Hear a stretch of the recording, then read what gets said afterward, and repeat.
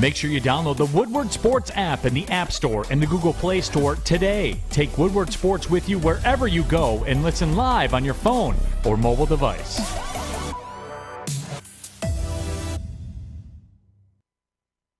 Good morning and welcome to the Morning Woodward Show here on the Woodward Sports Network Live.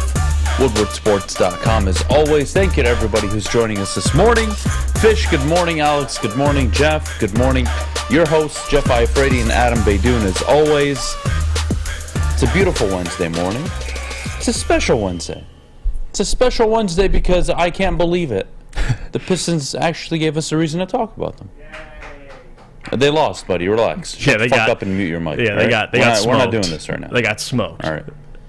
But Aidan Ivey for me, Jeff, is the story. But before we get to him, it's going to be a great show. We got a lot lined up. How dangerous are the Lions? If they make it in, if not this year, has there ever been a year where you're more confident given how good, how complete this offense is and really how good the defense has been over the last few weeks? How the Pistons can build around Cade and Ivy. I have an issue, Jeff. We'll get to that at 8:45. The Lions State of the Union. We've done this a couple times this year. Just to give a full macro picture of what's going on. Now that they've turned it around, what does it mean? So we'll get to that top of the hour. Why Detroit Lions fans should be excited about the team's future. Revisiting the 2021 draft. And whether or not the Lions actually made a mistake drafting Penei Sewell. We'll get to that conversation. Can't wait for that one. That should be fun. So, let's get the show started. Jaden Ivey, 30 points. He went 34-5 last night. Pistons lose to the Jazz, of course. 30 points, 5 assists, 4 rebounds. Probably his best game as a Piston. Probably the best game of his young career. And what do you know? He played 30-plus minutes, and I can't believe it. And, look, I'm not going to be the one that sits up here and when Killian Hayes does well, I lose my shit and I'm so happy. And then when he doesn't do well, I lose my shit and I'm not happy, right? But I'm just confused watching this team. I don't get it at all. I am so confused watching basketball. Think about that. You know, people come to this country for the first time. You show them the sports here. I think they could pick up basketball a lot easier than maybe the NFL because all the rules. You know, maybe hockey. They're like, oh, what's going on? Why they blow the whistle? Right. Oh my God, they're fighting. Oh my God. And those sports are more international. And NBA, you're like, oh, okay, that makes sense. He dribbles the ball and try to get in the basket, right? Right. Jalen Duren last night, 15-14. Ivy, 34-5. Where's the team? Saddiq Bey, 7 points in 20 minutes. Alec Burks got almost as many minutes as Saddiq Bey. Marvin Bagley couldn't even get 20 minutes. Corey Joseph, thank God, only got 13. Thank God, because usually he's like 40 minutes a night. Yeah. Especially for Dwayne Casey. Last night was perfect for me. I was happy, actually. Yeah, I thought the minutes Yeah. is what made me happy. Go ahead. I didn't have a problem with the rotation, because I think you would agree with me there. It's just defensively, they're so bad. Yeah, that's another problem you got to overcome. Do you like the two bigs on the court at the same time? I do. I do, because I think Isaiah Stewart, it's the versatility he provides. I mean, his ability to guard multiple positions, that's what allows him to play the four because of what he can do, his switch ability. Him and Duren, I know Isaiah Stewart struggled. He was 0 for 5 from 3, but he's actually been shooting the 3-ball well this year, so that's kind of an anomaly. But for Jaden Ivey, I do got to speak on that because I've talked about this before. Cade Cunningham, the absence of Cade, and what that does to other players, negatively and positively. Positively, you've seen guys like Killian Hayes and him take that step, even though he struggled last night. For the most part, he's looked good. Ivy, on the other hand, there's been this adjustment period for him individually, having to adjust from going to being the Robin to Batman to now the Batman in the center of attention for opposing defenses. And he struggled the last couple weeks, but then You see him come back. He stays after practice. He's shooting threes. And then the last 2 games, he's looked good. And tonight he has 30 points, or last night, excuse me. I think Ivy, that was a positive step. And then Duren as well. That was a great performance for him. The rookies were immaculate last night. They checked all the boxes. Just defensively, they're so bad, especially on the perimeter. I mean, Lauri Markkanen, he looked like Larry Bird last night. Don't say that name. He is Larry Bird. I have personal beef with him after last night. He was Dirk Nowitzki. He was exceptional. But let me give you some trivia. Man. Can you recall the last time Jaden Ivey got 30-plus minutes in a basketball game? Think about this. Really hard. Well, he had that knee injury. He came back. I'll say maybe a week or 2. December 1st. Okay, so 3 weeks. It's been 19 days. Yeah. Just almost 3 weeks since he's played 30-plus minutes. Now, he's gotten very close, 29 against the Hornets, 27 against the Grizzlies, but that doesn't go away from the point. This is a guy that should be playing 33, 34 minutes a night.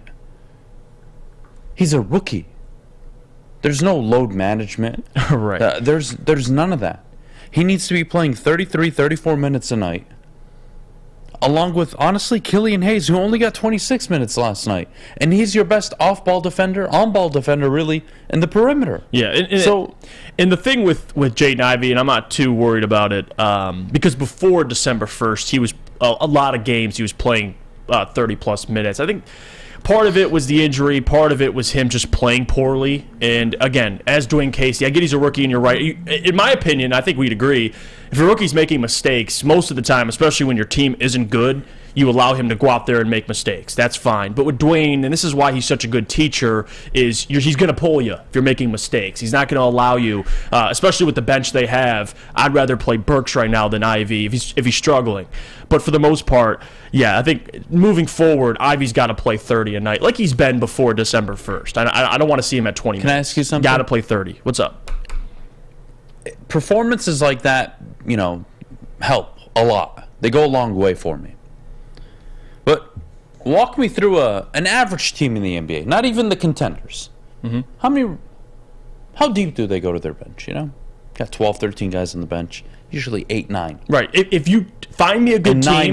Nine is pushing it. You find me a good team, I can find you a good bench. And that the Pistons have a good bench, they just don't have a good team. Well, the problem is they're 10 deep right now. Yeah. And I actually think it's a problem. Why? Because Corey Joseph, 13 minutes. Burks, 17. Bagley, 18. I actually respect that. I prefer it that way, actually. But Kevin Knox, 19 minutes. Dude, 5 people can be on the court at the same time. And there are 2 that I want on the court for a majority of the game. Jalen Duren and Jaden Ivey.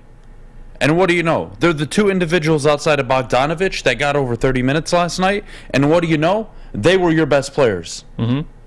And look, the Jazz had their way, but for Vanderbilt, for everybody, for Markkanen, that was a whole different problem from the perimeter. Yeah, when when Duren was on the court last night, it made a difference. Stewart at the 4. I like what you said earlier. I think there is some truth to it. I don't think he's perfect yet, but he's developing into it, and I don't mind, and it's a very young team. Right. Which is why if you're going to make me wait and suffer and be 8 and fucking 25, could you do me a favor, dick fuck? And play Ivy 30 minutes a night? Give Duren 27, 28 minutes a night? Stop giving Corey Joseph more than 15 minutes? Give Killian Hayes more minutes? Yeah. Please? I'm not asking for winning right now. I understand Kate is out. That it's totally ruined the whole season. And they weren't even good when he was there. Right. I can get behind player development. You can pitch me a lot of stuff this morning, Jeff. But you're not going to pitch me all of that, along with the 8 wins and 33 games this year, and tell me that I don't get to watch Ivy and Duren go for 30-plus minutes a night. Yeah, no, and I get that point, but specifically on a guy like, for example, Killian Hayes, he played 26 minutes. I'm not playing him anymore. I mean, he struggled, 2 for 8 from the field. He had 2 turnovers. He had a minus 13 plus minus. Like, if you want to win games, that's the push and pull with Dwayne.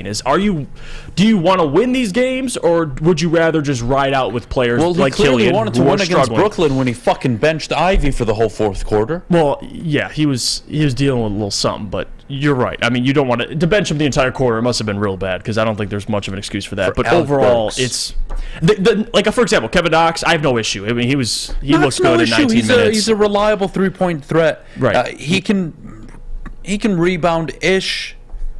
Alec Burks, I don't mind. He's a guy that can get hot. He's streaky, right? So when you put him in the game and he's feeling it, you want to keep him in there. I don't have problems with that. Yeah. You're trying to win a game. It's an 82-game season. I don't mind. Sadiq Bey, what a fall from grace. We thought he'd be the second leading scorer going into the year. He can't even get more than 25 minutes. Yeah. He's playing 20, 15, 17, 18 minutes a night.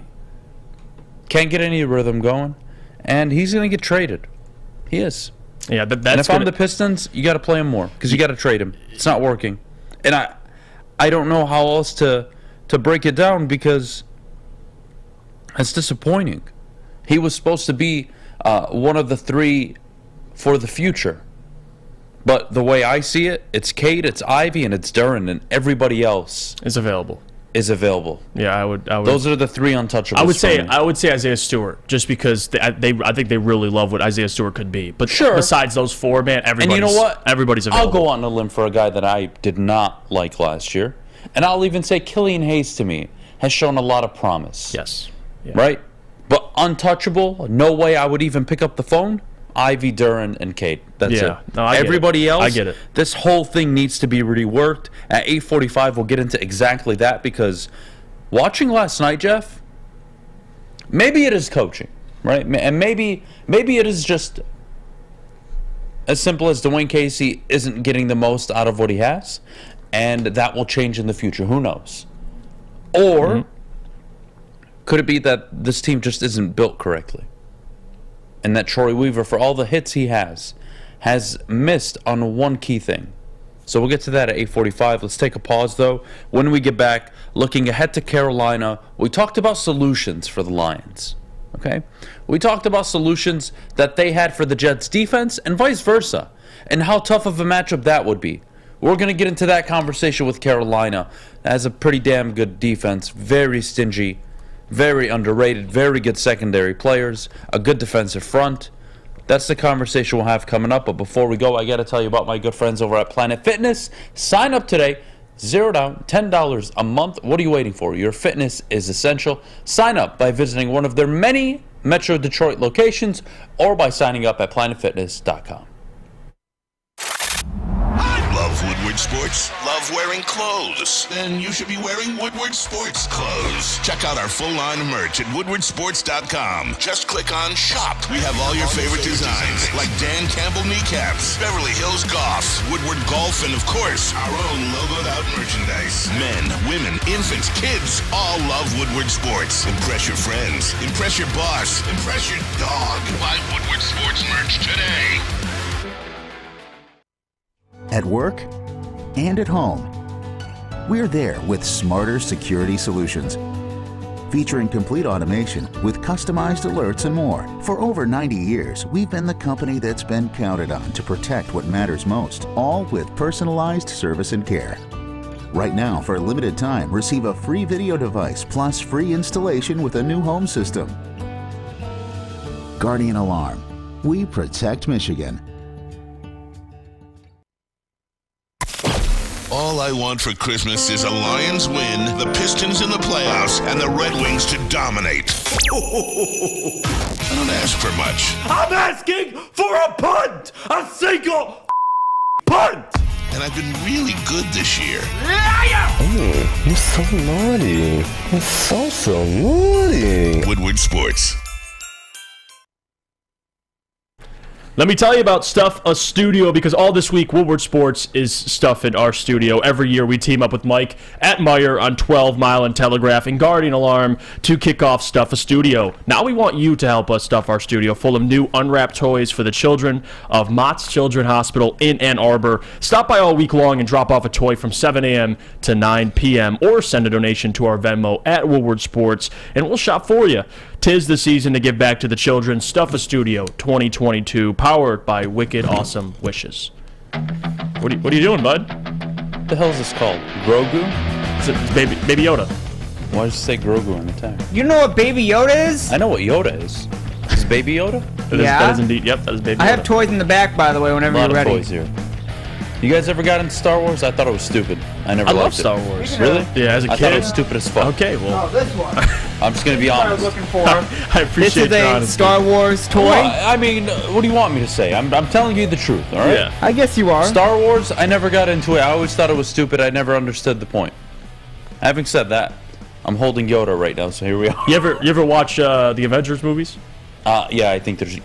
Don't say it. Can't say the Go word. on. I think they're bad. Yeah. I What? don't like them. So you Yeah. don't like Star Wars and you don't like the Avengers? I do Adam not. doesn't like anything, you know that. Man, That dude. is not true, Fish.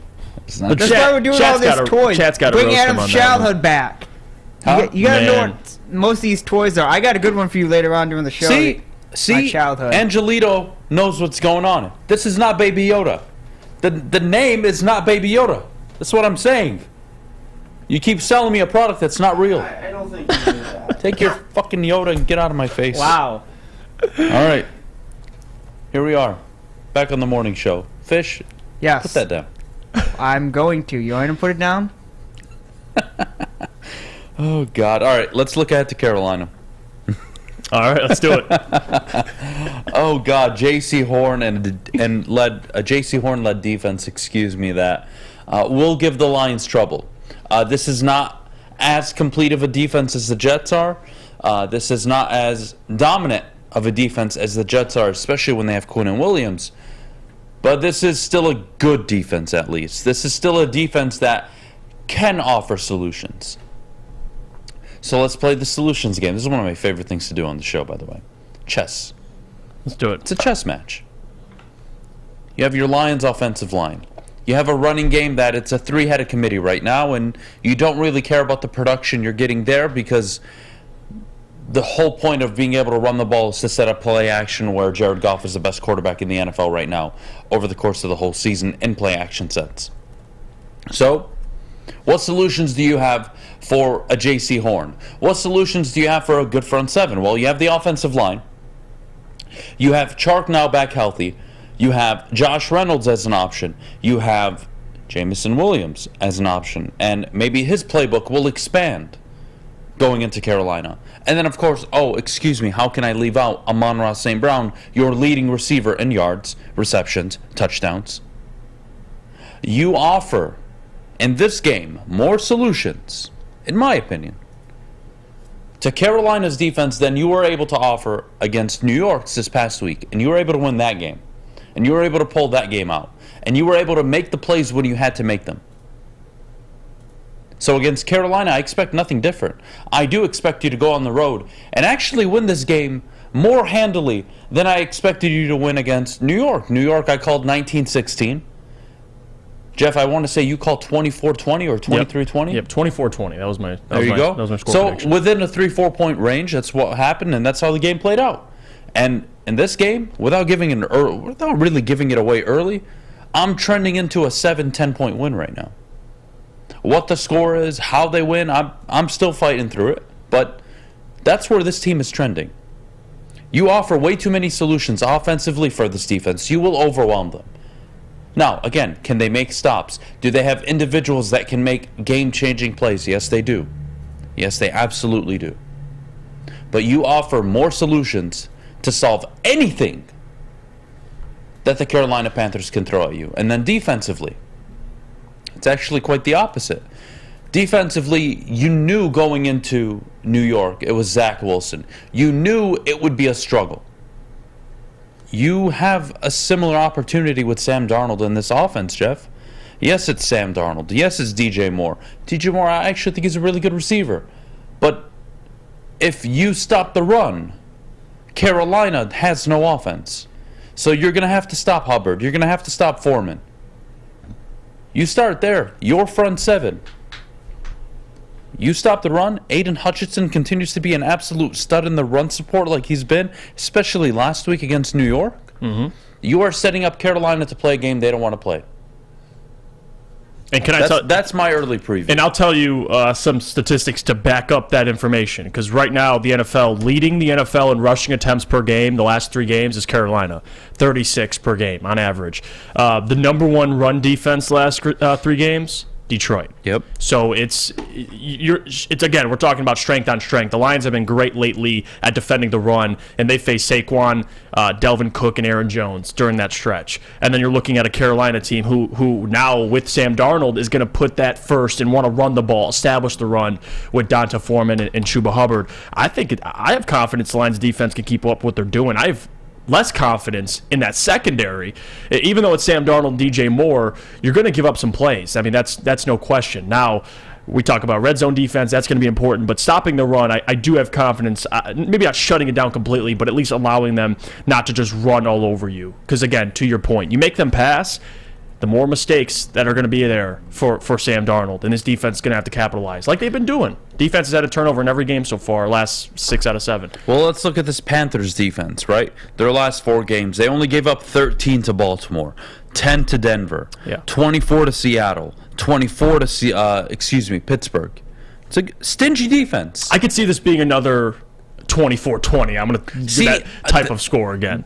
27-20. You know, to be honest with you, I'm not leaning there, actually. You think it'll be higher scoring? I think what the Lions will be able to do is something you saw Cincinnati, Atlanta, even the LA Rams, hell, even the Niners did earlier this year against Carolina. I think the Lions could potentially steamroll Carolina. I do. The offense, man, it's a game of matchups, man. It's a game of matchups. Why'd the Jets play the Lions so well? Why were the Jets up late in the 4th quarter against the Lions? Even though we all agree the Lions are probably a better overall team, especially on offense. Well, because their defense. And they played their game. And they were able to limit you like you expected, like we told you. Same thing. Mm-hmm. Carolina doesn't offer that many solutions. They have some. They have difference makers, playmakers. J.C. Horn notably. But like you avoided Sauce Gardner, you can avoid J.C. Horn. Right. And you can still run your offense. And there's still 3 other guys you can target. So for me, Jeff, I'm playing the chess game. I don't see how Carolina outmaneuver me. I don't. Now, they establish the run. They get an early lead. Turnovers are going to be a big factor. And I know this is cliche. But Jared Goff has not turned the ball over in 6 weeks, guys. 6 consecutive games without an interception.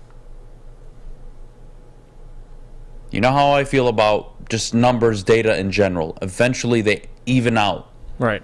But I am not, again, what the information is telling me now is Jared Goff is not going to turn the ball over. But if he does, this is the worst game to do it. Against a struggling offense that can't move the ball downfield, that doesn't go on long sustained drives unless they're able to run over you, which I don't think they'll be able to run over the Lions because, well, like you mentioned earlier, the Lions have the number 1 defense in run defense over the last 3 games. So, again, Carolina, what problems do you pose, right? I'm just going to look at it from the Lions POV here. We're game planning for Carolina. What do they do well? They run well, they play good defense, okay? Our offense travels anywhere. That is not a non-issue. And this isn't a defense that's as good as the Jets, even without Quinnen Williams. So, offensively, you're confident, Jeff. All right, we have one job. Stop the run. Mm-hmm. Stop the run. Make Sam Darnold beat you. If Sam Darnold beats you, there will be hell to pay. But I'd rather lose to Sam Darnold than losing to a team that would run the ball, control the time of possession, keep my potent offense off the field.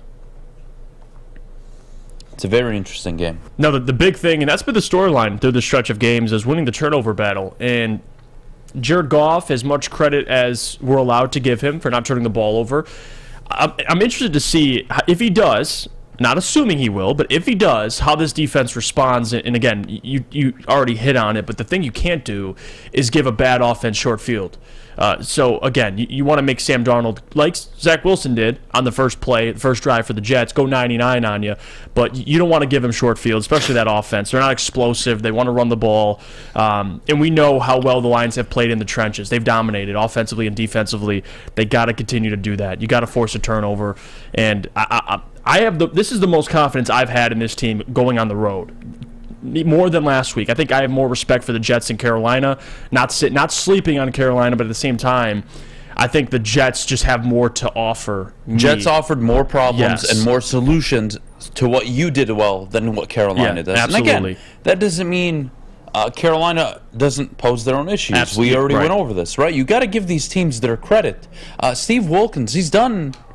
You got to give him credit. He's done a great job. He has, if not him, if you're Carolina, who? And I'm not advocating for him to get the job, but guys, you want to talk about business as a brutal place? Where's Carolina going to be next year? They got money tied up at the quarterback position. They got to move on. They've got to draft their quarterback of the future. They have a top 10 They pick. need to revamp their offensive line. They need to get wide receivers. Can't do it all in one draft, so they're probably 2 years worth of, quote, rebuilding. So do you just keep him and have him establish a good culture, have him establish good work ethic, and then you let your GM operate? And then when the time comes, if Wilkins isn't the guy to groom your franchise quarterback or take you to that next level, well, you just move off of him. That's the way I see it. And you may think that's fair, that's inappropriate, that's doing him wrong or doing him dirty. I don't care. That's how I would build the team right now if I'm in Carolina. If I'm in Carolina, I'm looking for wide receivers. I'm looking to revamp my offensive line. I like what I got in the backfield. I need to get a franchise quarterback. And I need to get a head coach in there that can take my offense to the next level without forgetting about my defense. Right. And again, who knows? Wilkins, he might be the right guy. Can I read this comment? This is great. Justin from North Carolina, Go for WoodwardSports.com. it. He says, I live in North Carolina. I was just listening to their local radio station. They were saying the Lions only beat the Jets by 3 and they have a chance to win. I laughed. Assuming they're comparing, they're saying, well, our Carolina Panthers are very comparable to the New York Jets. So if the Jets can play the Lions that well, then of course we could play them that well. And again, if that's the mindset, I love it because they're going to find out. They're going to find out it's way tougher to play the Lions in that offensive line, in that defensive line, than what you see on television. So I'm curious. I really am. Yeah, but I got confidence in them, man. I think it'll be a closer game. And maybe me and you are going to disagree with the score prediction, but I think the Lions, they got this in the bag. I do too. They just got to execute, man. Can't turn the ball over. Again, I don't want to give away the score yet because I've been like pretty hot lately, especially Jeff too. Me and Jeff the last 3 weeks, Westfall, within 3 points on the final score each week. It's been pretty impressive. Having said that, how dangerous are the Detroit Lions? And can they be trusted? That's something I'm seeing across all of social media, Reddit, Twitter, YouTube comments, doesn't matter where. Everybody has trust issues. Is it SOL? And you know how I feel about this. And I told you how to get rid of SOL a long time ago, Jeff. And for the most part, we agreed. But I want to revisit it because SOL doesn't just go away because you've won 6 to 7. Right. And it doesn't go away if you win a playoff game. Is that how SOL goes away? We'll get to that in a minute. But before we go, I got to tell you about Cousins' Maine Lobster. Whether it's the main roll, whether it's lobster tacos, whether it's clam chowder soup, scan the QR code that you see on the screen right now, or visit cousinsmainelobster.com. Find out where their food trucks are, check out the schedule, treat yourself to an awesome lunch, and we'll see you right back in just a bit. It's back. Year 3 of Woodward Sports Stuff-A-Studio is here. The past 2 years, we've collected new unwrapped toys and stuffed our studio so we could hardly fit in it. This year, we're doing it even bigger. Join Woodward Sports and our whole family December 19th to the 23rd as we stuff our studio. While you're out shopping or just sitting on your couch ordering presents, make sure you grab one extra and drop it off at our studio, 15 Mile in Woodward and Birmingham. We'll be collecting toys around the clock to make sure every child in Mott's Children's Hospital feels the warmth of the holiday season. It's the time of year to do for others. Help us stuff our studio. Special thanks to all the wonderful elves at Meyer and Guardian Alarm for keeping the toys safe. Stuff a Studio 2022 with Woodward Sports. As chilly weather approaches, Big Boy's got the perfect comfort meals for you. Try our hearty classic meatloaf or our creamy Cajun chicken Alfredo. These will be sure to leave you craving for more. How about breakfast? Our stuffed potato pancakes are back with our lumberjack, blockbuster, and Santa Fe Garden. These potato pancakes will definitely fill you up. Whether it's for breakfast, lunch, or dinner, come stock up on the perfect comfort meal today. We'll see you soon at Big Boy. My name is Lee. I've lost 35 pounds on the Custom Health Center program. So the 3 biggest benefits that I've gotten from this program has been I'm not snoring anymore, I have a lot of energy, it's great, and oh, by the way, look at this. No, I'm just kidding. No, I'm just kidding. Call us at 844-789-THIN or visit CustomHealthCenters.com for a free consultation and get started for as little as $5 a day. Can't get enough Woodward Sports content? Head over to woodwardsports.com right now for up-to-date sports articles and great entertainment news. We have the best writers, bloggers, and coverage all at your fingertips. Head to woodwardsports.com right now to experience all Woodward Sports has to offer.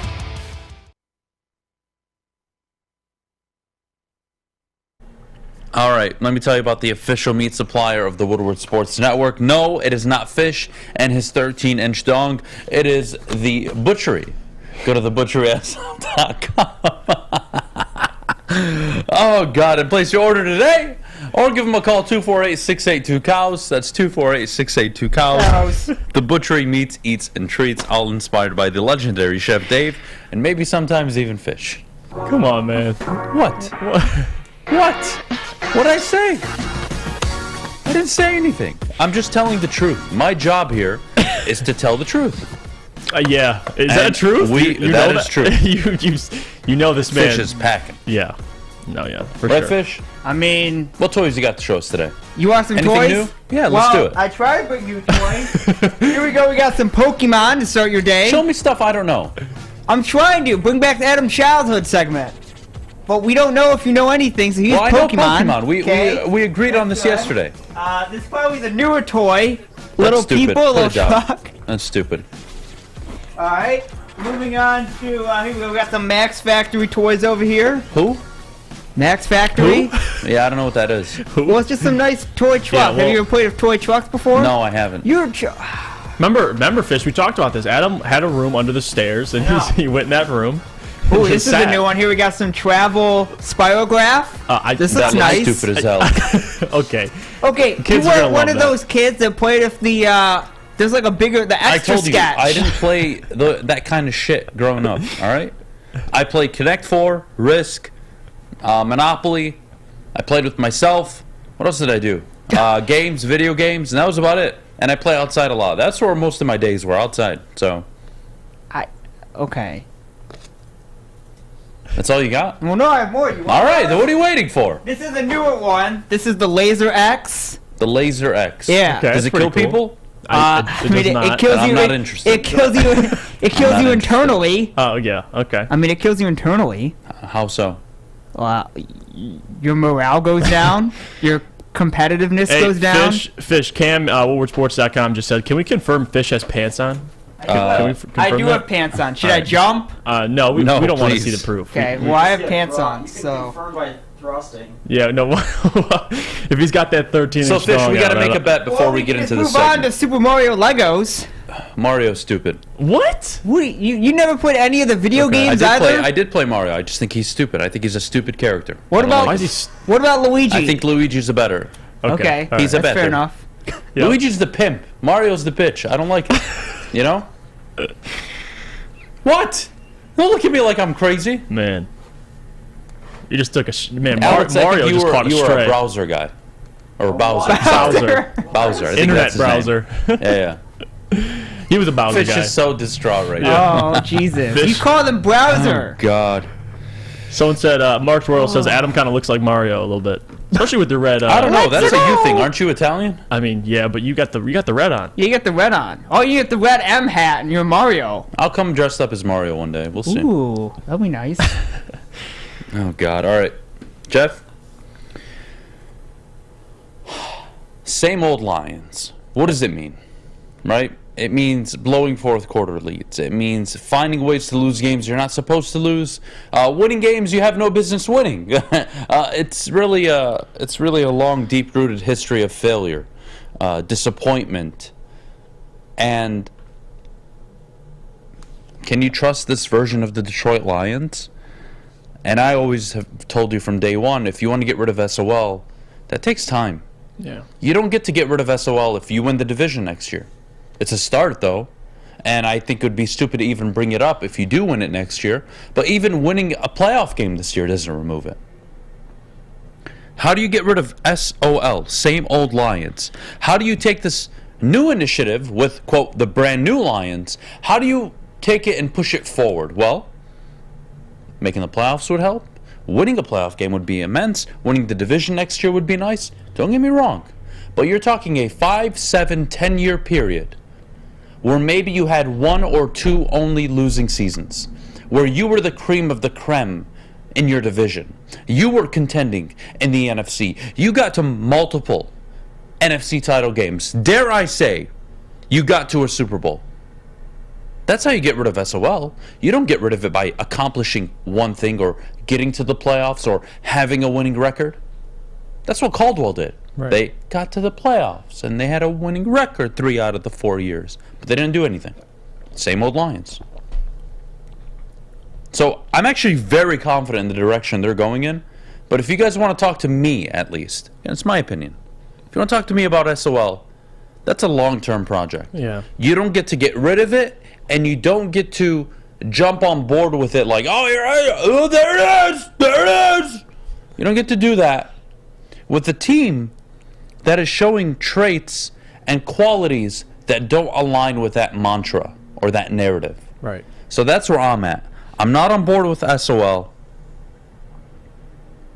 I do think you can trust this team. And we'll get to that maybe a little later on in the show. But, Jeff, I think it's a 5, 7, 10-year project if you ever want to truly get rid of same old Lions. Yeah, I would agree. And I think Lions fans especially have been waiting so long, and you see them win 6 out of 7. It's easy to say brand new Lions, which this is a new brand of Lions we've been witnessing. But to actually get rid of that label, the SOL label, it takes more than that. And I would agree with you. It's consistent, being consistent in the conversation of either contending for your division or getting into the playoffs. Even if they make the playoffs this year, it's going to take more than just this year to kind of get rid of that label. Even though nationally you're getting more recognition, teams are having actual praise for your football team and what they're building, which is great. The leadership is different, which we can agree with. Brad Holmes, Dan Campbell, even Sheila to an extent. I mean, from the top to the bottom, it has been different, but the results are really what going to change that narrative. The results are what matter. This is a results-driven business, and even more than just making the playoffs. Next year, you win the division. You host a playoff game. That's where the tide starts turning. That's where the SOL narrative now turns into brand new Lions officially. Because right now we can joke and say, yes, brand new Lions, because it is a new brand of football. But it doesn't completely eliminate a label in which your organization has had the last 30 years plus. So it's going to take more than just this year. But I think from what we've been watching, it is a new brand of Lions football. We can all mutually agree with that. And I think everybody has confidence in what they're building in this regime. But it's going to take more than just making the playoffs to really gain and earn respect nationally, because you're getting it now, and everyone's favorite team is the Lions nationally. Oh, look at the Lions. They're winning games. They look different. But to actually get that respect, that's where the division wins come in. Winning your division, and next year we expect them to, or winning a playoff game. Being consistent from a 5-year stretch. And I loved how you put it, because that's really what it's going to matter. It's long-term success. How do you sustain it? And I'm seeing a product right now which can be sustainable. And I mentioned this the last 2 days on the show. With the rookies they have, the young players, these guys aren't going nowhere. They're going to be here for the next 4, 5, 6+ years with Penei Sewell, Amon-Ra St. Brown. You can go on, and you still have 2 first-round picks this year. So it is a new brand of football, but to completely get rid of that SOL label, you got to have more success than just 1 year. You got to build this over time. And the more they contend and win their division, make the playoffs, win a playoff game, be in that conversation, then we can officially say, you know what? That SOL label is slowly going away. Let's look at the North, okay? The Packers the last 7 years. This year, 3rd place. The year prior, first, third, 2nd, first. Yeah. Right?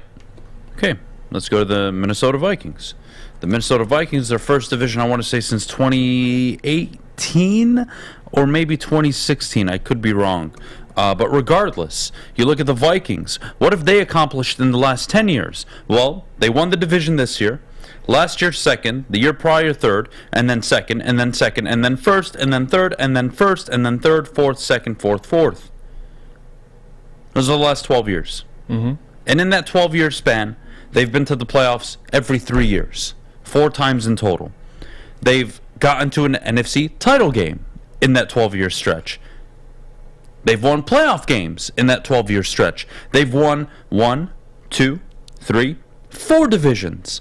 So a division every a division every 3 years. Right. Same old Vikings. That's how you do it. Right. You want to talk to me about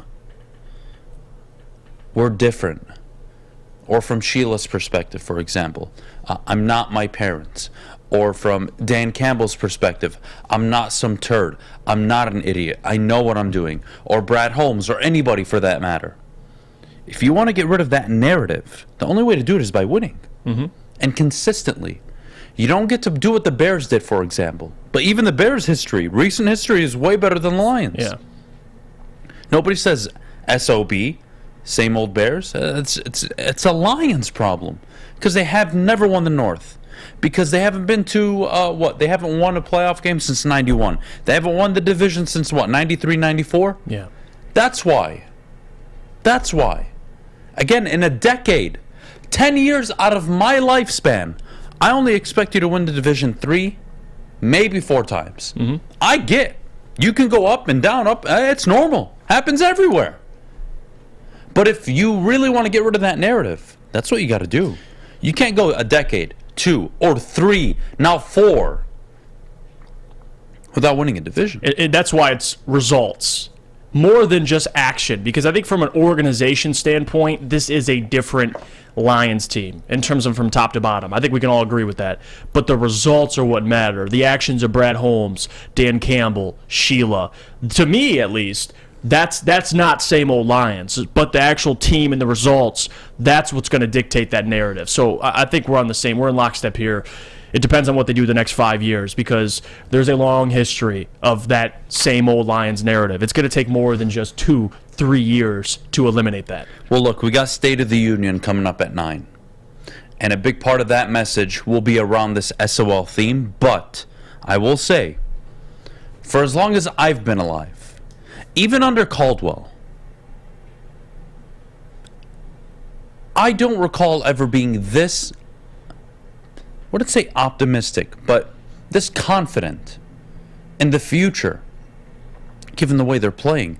This isn't a team that's backdooring their way into the playoffs. This is a team that is kicking the door down. And this is a team that's young and only going to get better, like you mentioned. And the contracts are still 2-3 years out. It's sustainable and with what they're building. So I'm here for it. Let's take a pause. When we get back, let's go to the Pistons a little bit. How do you build around Cade and Ivy? I have a big problem with this team, and I have a solution. Can't wait to hear it. I don't know if you're going to like it, though.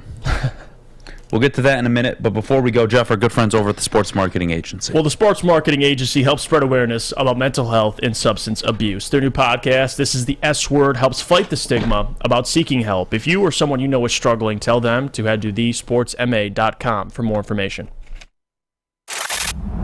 Love Woodward Sports? Love wearing clothes? Then you should be wearing Woodward Sports clothes. Check out our full line of merch at woodwardsports.com. Just click on Shop. We have all your favorite designs, like Dan Campbell kneecaps, Beverly Hills Golf, Woodward Golf, and of course, our own logoed out merchandise. Men, women, infants, kids all love Woodward Sports. Impress your friends. Impress your boss. Impress your dog. Buy Woodward Sports merch today. Introducing the Planet Fitness Guide to getting that post-workout glow. Step 1. What's your why? More epic energy? Better sleep? Blow off steam? Step 2. Join Planet Fitness for just $10 a month and get moving in our clean and spacious clubs. Step 3. Bask in that post-workout glow. Join Planet Fitness today for just $10 a month. Join today at any of the 50-plus Detroit area locations.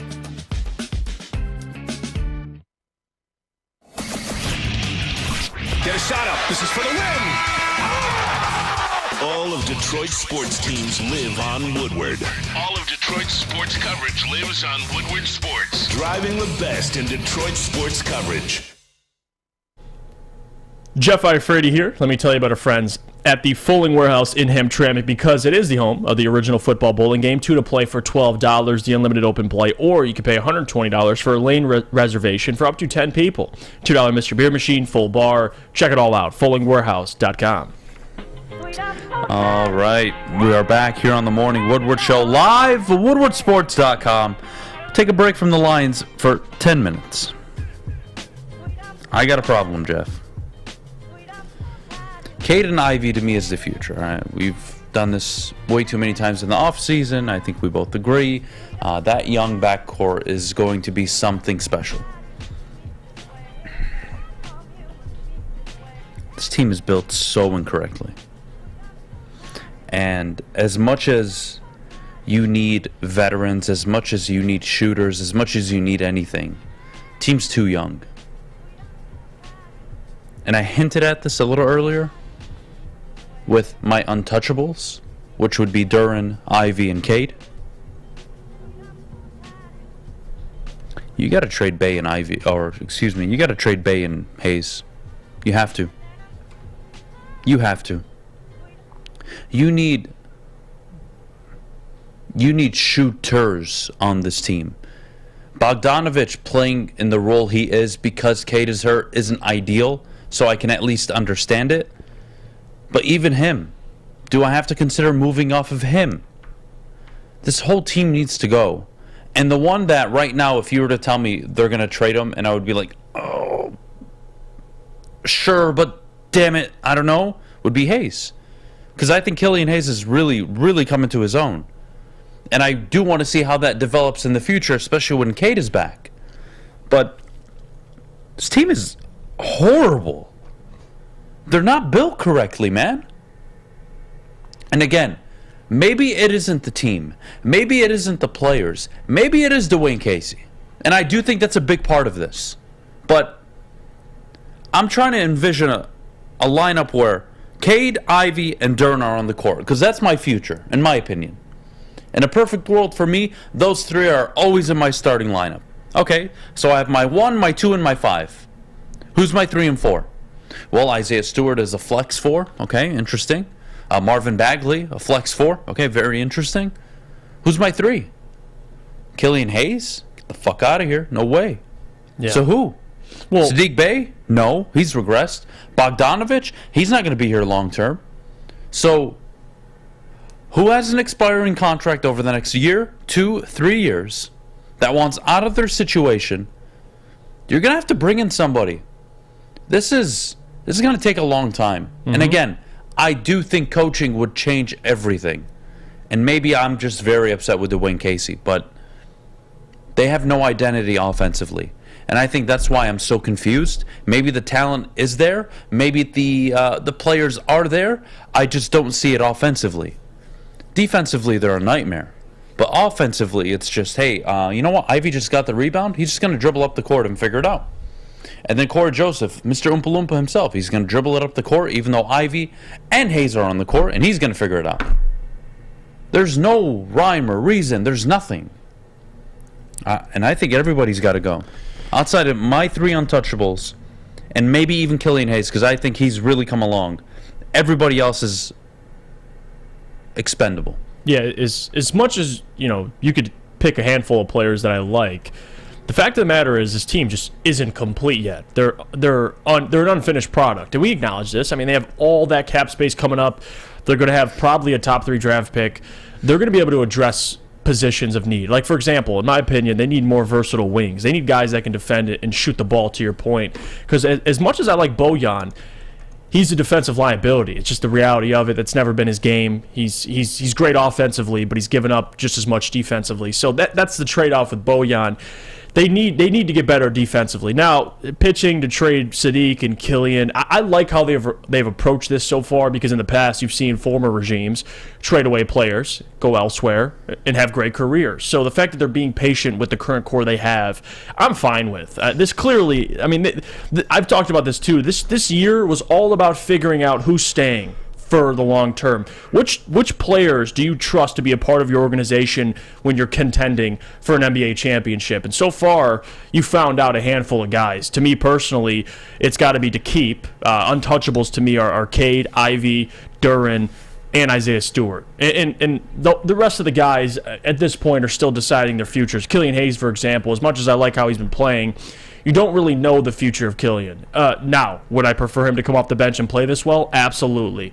But at the same time, this offseason, and we know how much Troy loves to make deals, you never know who's going to be available in guys like Sadiq or Killian Hayes, and you're going to have to give up a ton of more assets, not just those two, because, quite frankly, Sadiq and Killian's trade value isn't at its peak. Maybe Killian is trending that way, but still, for Sadiq Bey, I mean, this is a year about letting these guys just develop. And at the same time, I get why you're frustrated. You're looking at the team. They're built incorrectly.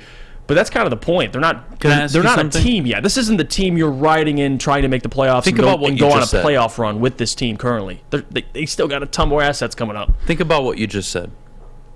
Everything you just said, spot on. Add Victor Wembanyama to this lineup, then what? You just got younger. And then what? Is he your hybrid 4? And then Stewart's off the bench? Hayes off the bench? I don't mind it, but you're selling me on getting an 18, 19-year-old to walk in and then wait another 2, 3, 4 years for him to develop and grow into his body. See what's going on here? The Pistons have potential to be long-term very good. And if they do end up with that number 1 overall pick and it is Victor, holy hell, right? This team becomes insane. Cade, Ivy, Bogdanovich, Victor, Duren. I think Duren needs to start at the 5 no matter what. You become so good. But then, who are your shooters? Where's your Jordan Clarkson? See, where's your Kentavious Caldwell-Pope? Where are those guys on this team? And I know Alec Burks and I know Kevin Knox, but we're talking long term. I don't see it. And how do I build around Cade and Ivy? It can't just be more young talent. We have enough of that. Have enough of it. So you got to decide who your core 3 are and build around that. Because you can't give a max to Duren, you can't give it to Ivy, you can't give it to Cade and Victor and all these guys because they're all young and they're all top picks. You can't do it. So you got to pick your 3. And right now, obviously, it's Cade, Ivy, and Duren for me. And we've always acknowledged this. The Pistons, there's going to be a moment in time where, and the Memphis Grizzlies, I think, are at this point right now where you like your young core, but you got to go out and get somebody. You got to go out and sign somebody. And we'll see what the Grizzlies do. I think the Pistons aren't there yet. Next season, you expect them to contend for the play-in. But there's a lot of promising young players that you could potentially move in a deal to go get a 28, 29-year-old all-star that you'd like to play alongside your Cade and Jaden Ivey. So for me, I'm not going to overact right now. They have assets coming up. They're going to have tons of cap room. They're going to be able to mold this roster as Troy Weaver so chooses. So To talk about the roster and complain about how it's built right now is just, it's irrelevant, because this isn't the roster you're going to be contending for an NBA championship with. We can all acknowledge that. You're not going to have Corey Joseph here. You're not going to have, probably not, Kevin Knox here. There's so many things they're going to have to address. But to people talking about beef stew, this is what I don't understand. What's the issue? And no, just more than beef stew, though. Talking about player development, has anybody been disencouraged by watching Isaiah Stewart this year? Because if you're watching, he's been excellent. Yeah, for a guy who just started taking three-pointers this year, he has 4.2 attempts per game. He's shooting almost 37% from three. For a guy in his first year attempting three-point shots, the development of Isaiah Stewart, to me at least, listen, I might be crazy. I'm watching every Pistons game, but Isaiah Stewart's been a positive development. I've loved what Isaiah Stewart's taken this year. He's taken a jump. That's a guy that I want to see at the fore for the rest of the year. Allow him and Duran to be able to gel together and play together. So, again, this is what this year's about. Who's going to stay? Who's going to go?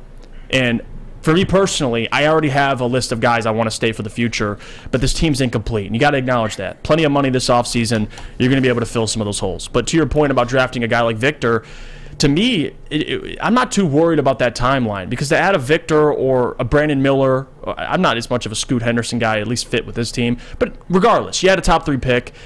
I'm not that concerned, because you can surround these guys with veterans. You can trade some of the young pieces you have, go out and get a better player. Like, there's so much flexibility that Troy has with this roster.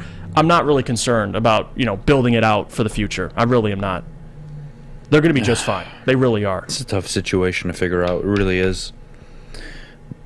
My mind doesn't really rest well with the Pistons right now, especially Casey. I'm sorry, I don't like him at all. I don't see it. If you guys are I just don't see it. If you're frustrated with Dwayne Casey, that's fine, but don't let it. And I think people, you got to blame somebody, right? And Dwayne's the easy one, because if you look at it, it's easier to replace a coach than a player. That's always how it's been. I don't have a problem with the players right now. You get frustrated with the result, we'll fire the coach. Well, has Casey developed Hayes? Is that fair to say? Yes, absolutely. He trusted him so much to start him when he was struggling. So yes, I give him credit for that. So I don't. That's not really my issue with Casey. Hell, not even the wins. I could care less about the games. And I'm not arguing Dwayne's good. He's the second oldest coach in the NBA. Remember last year? I always bring this up. Remember when the Wings with Jeff Blashill's final year? Everybody and their mother wanted him fired during the season. Everybody. And what did D-Max sit in that chair and say? Steve Yzerman will when it's time and he feels like it's necessary, he will move on from Jeff Blashill. That is the same spot the Pistons are in, and I don't get why people don't see that. Troy Weaver's, there's going to be a point in time where Troy feels like it's time to get the next head coach. Dwayne's not going to be coaching much longer. Surprise. He's the second oldest coach in the NBA. That's the reality of it. This team isn't contending for a playoff spot right now with this current roster. So allow Troy this season, in the offseason, we'll see what Dwayne's future is. Who knows? He could transition into another role within the organization. But firing Dwayne, what does that do? Mid-season? Mid-season. Nothing. Absolutely nothing. And if you want to say, well, Jeff, I want to fire him in the offseason, we're not there yet. You never know what could happen. So I don't want to hear that, blame Dwayne for this and that. If you're frustrated, that's fine. But the Pistons, you see players, the promising players they have, the future is going to be just fine. The future's fine. It really the problem is there's no offensive identity, and that's why Bay's coming off the bench. Sadiq Bey, I think, is a very good player. I think he can be an excellent player. I think he can even be an all-star caliber player. But when you have 5 guys on the court that are reacting and not playing with intent, with proactive decision-making, and the offense is just, hey, pick and roll, figure it out. Well, no shit Bay's going to struggle. Yeah, no shit Ivy's going to struggle.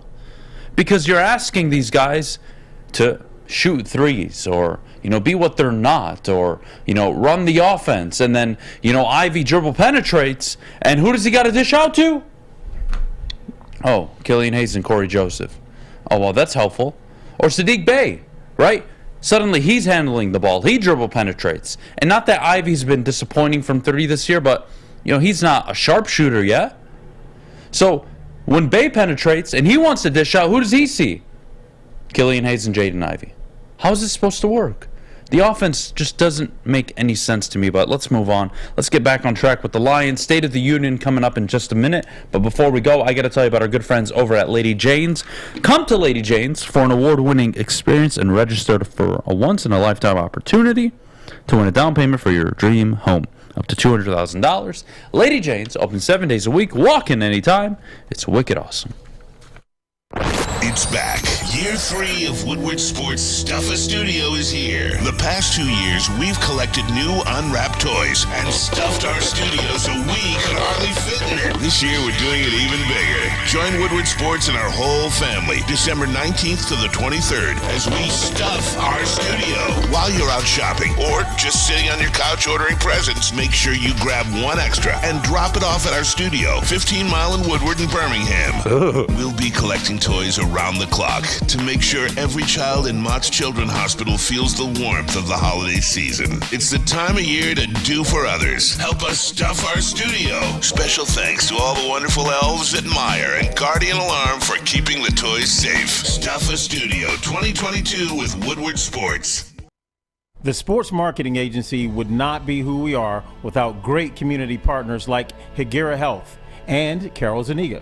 It's an awesome opportunity to partner with your organization. Higuera Health is a comprehensive behavioral health organization. We serve children through older adults with mental health, substance use, and developmental disabilities across Western Wayne counties, and really excited to now be in downriver communities as well. Give us a call at 734-458-4601. You don't have to go to the beach, man. You don't have to get your butt crack full of sand. You just need a little chili peppers, man, to get that glowing beach chili peppers tan. Woo! With 26 locations in the Metro Detroit area and more coming, Chili Peppers Tanning is where you'll find the cleanest salons in the D. Join the Pepper Club for the best deals on unlimited tanning. Head to chilipepperstanning.com. You just need a little chili peppers, man. Make sure it's seen and heard. Corner, jumper. Tweet us, hop on the YouTube chat, slide in the DMS at Woodward Sports on all social media. Whether you're a player or a fan, helping you buy, sell, or invest is Michael Phillips' top priority. Being in the game for over 23 years makes Michael the number one option for you. So what are you waiting for? He helped my family out. He'll help yours. 313-403-0011. That's 313-403-0011. Give him a call and let Michael guide you through today's hectic market. We're back here on the back here on the Morning Woodward Show live. WoodwardSports.com, top of the hour, and as always, we got to tell you about the Monroe Street Midway. Winter bumper cars, Jeff, only $5 per session. Arctic slides. Ooh. They have Santa sightings on Fridays. Ooh. So if you're a fan of sitting on Santa's lap, if you're a fan like you are, Fish, I know you like to sit on dudes' laps. If you like it so much, well, you go check out Santa downtown. Are we going together? I don't know if I want to take you. Well, you just said on Monday you take I wanted to. Yeah, I changed my mind. I don't like you anymore. Oh, okay. Yeah. It's like hot and cold. You know, like some days I like you, some days I don't. Okay. Today I don't want to take you. Maybe tomorrow. Well, let's go in the new year. Maybe January for the New Year's. Nah. No? Okay. He goes, nah. I mean, there's 31 days in January. Is there? There might be 30. I mean, I don't like you that much. Okay. It's like a working relationship. It's a work in progress. Makes sense. All right. 31 days in January. There we go. When's your birthday, Fish? August. You know when it was. We had that stupid... oh, that's right. Yeah, that Lebanese whatever. And I had to hold that lighter, and I almost killed myself because that thing was burning my hand open. You guys just didn't care. We're singing you happy birthday. You could have killed me on my birthday. You can relax. You can relax a little bit. Okay, but the thing was burning my hand. So? I mean, I just died on my birthday. You won't I die did from deal burn. with it. I did deal with it. Good man. You want a toy? You want a toy? Shut the hell up. Okay, cool. I'll just continue watching some incredible darts that you guys are missing out on. I know you're watching darts. Is it electric, like you said? It is electric. It's 2-2 right now. It's pretty good. What does that mean? You're in crunch time. What does that mean? Yeah, 2-2. Well, they do sets and legs, similar to tennis. So it's Stupid. 2 sets What a on, it's stupid 2-1. sport. And this guy it has is the such chance an insult to athletes to call darts a sport. He's got a match dart right now.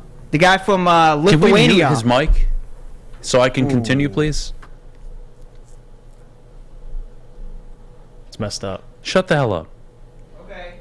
Mute your mic. I just did. Thank you. It's muted right now. We're back here on the Morning Woodward Show live, woodwardsports.com. State of the Union, Detroit Lions. It's one of my favorite things to do.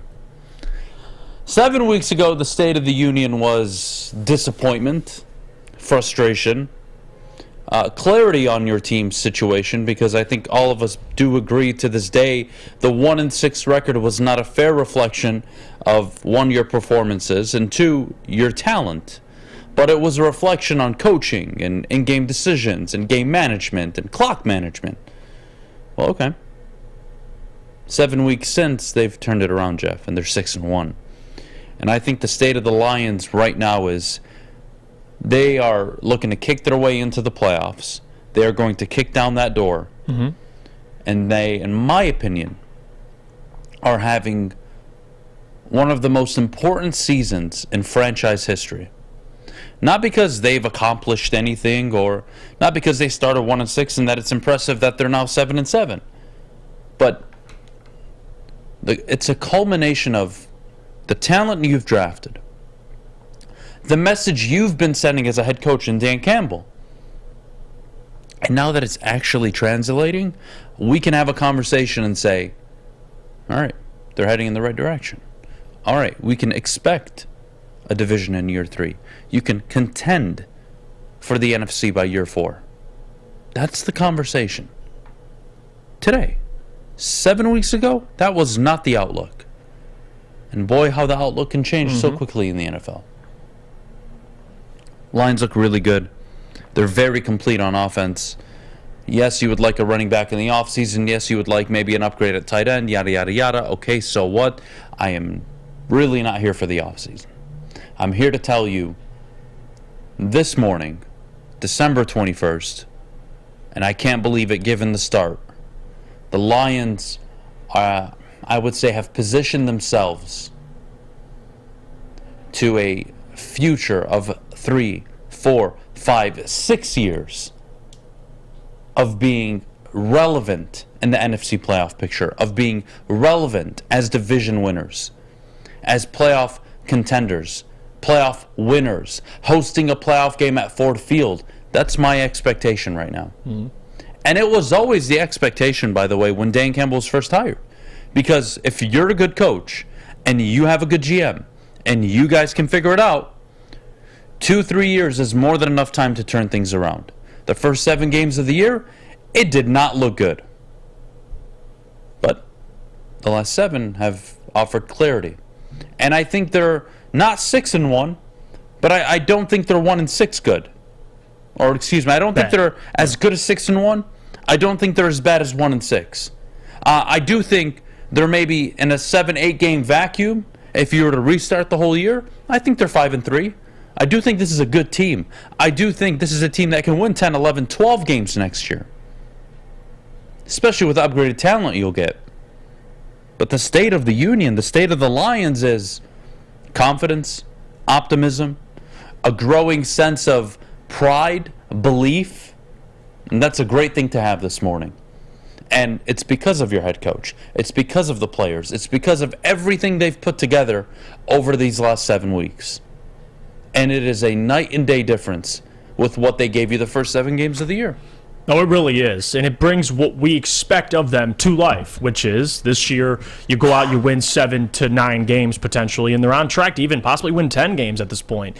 And the fact they were able to do that after starting 1-6, I think it gives people even more confidence in what they're building in the future. And can it be sustained? That's the big thing. Is this a one-year wonder, or is this sustainable? And so far, you can definitely say it's sustainable with all the young players that are making plays, all your significant players that are still on rookie contracts. But where the Lions are right now, they're in a position, they're on track, would be the word. They really are. Because next year, at 1-6, we didn't think next year contending for the division was a real thing. We thought this team was better than their record. But we're sitting there going, you know what? This team may need more talent. But now you're seeing it 6-1 over the last 7. The tide has turned. And now you're seeing young players not even only be impactful, but be impactful game in and game out, more consistent.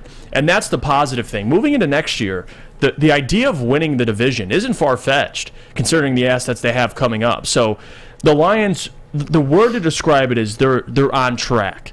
Because at 1-6, they were not.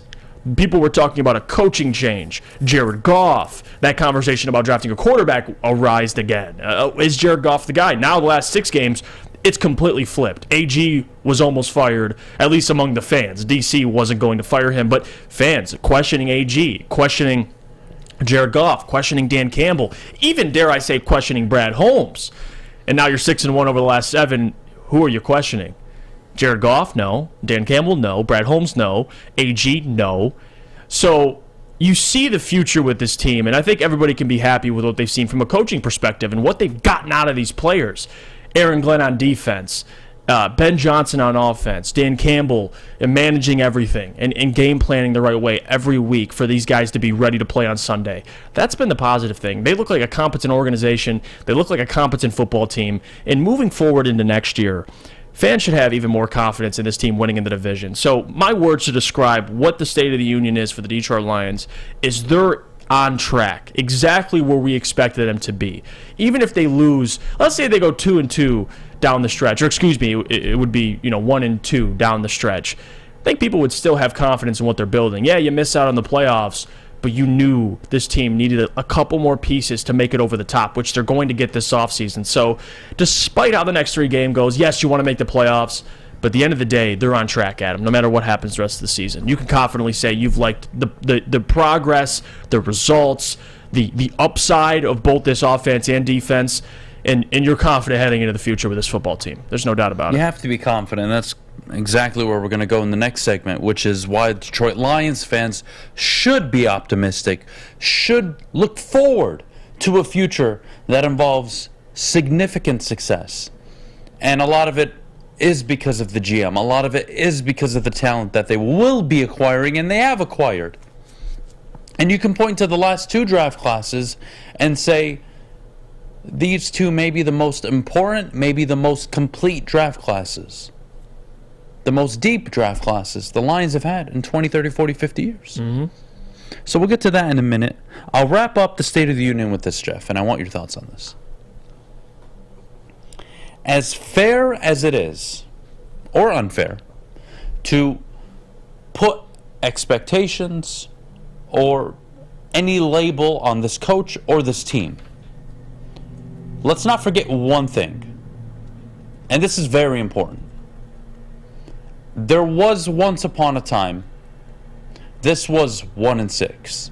This was 0-11-1 on the road. This was 2 12-1 and 1 possession games. And Dan Campbell, to his credit, has learned from that. And he's not making the same mistakes. Now, against New York, I didn't like the field goal. It was very reminiscent of Minnesota, but I'm going to look past it. But for the most part, in the 7-week sample, he has not made the same mistakes, Jeff. Yep, he's learned from them. And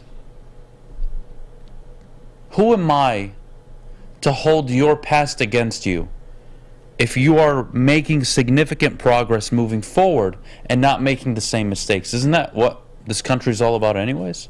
Second chances, opportunities. If Dan Campbell botched games his first year, I think we were all okay with that, even though it looked really bad at times. Knowing that in year 2 you can actually put a label or an expectation on this team. And you did. And they let you down big time to start the year. So they've given you a pile of shit? No, seriously. I'm not joking now. But they also gave you a level of satisfaction, a level of belief, a level of confidence, a level of support that is to the 10th degree of where they were at 7 weeks ago. So it's, I don't want to say balanced out, but it's trending in a way where if you get into the playoffs, this town's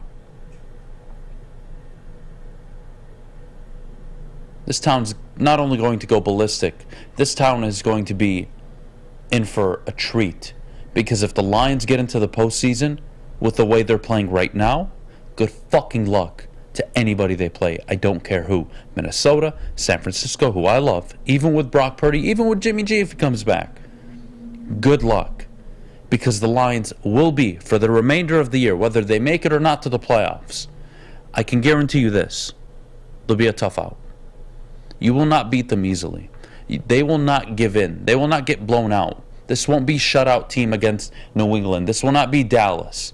They will not shoot themselves in their own foot. They have earned that over the last 7 games. And I do believe enough in them not to repeat the mistakes of 1-6.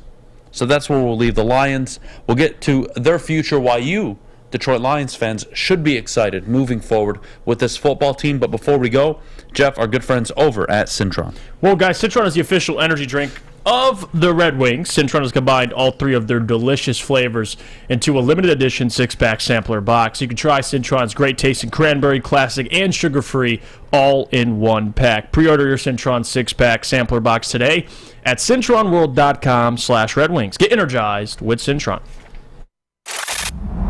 Love Woodward Sports? Love wearing clothes? Then you should be wearing Woodward Sports clothes. Check out our full line of merch at woodwardsports.com. Just click on shop. We have all your favorite designs, like Dan Campbell kneecaps, Beverly Hills Golf, Woodward Golf, and of course, our own logoed out merchandise. Men, women, infants, kids all love Woodward Sports. Impress your friends. Impress your boss. Impress your dog. Buy Woodward Sports merch today.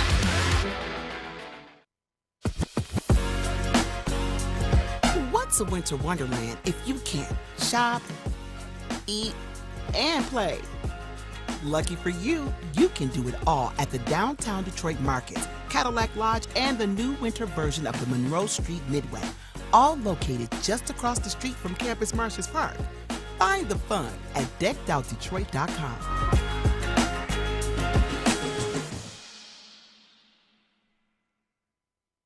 Hi, I'm John from Better Rate Mortgage, and to me, family is more than blood.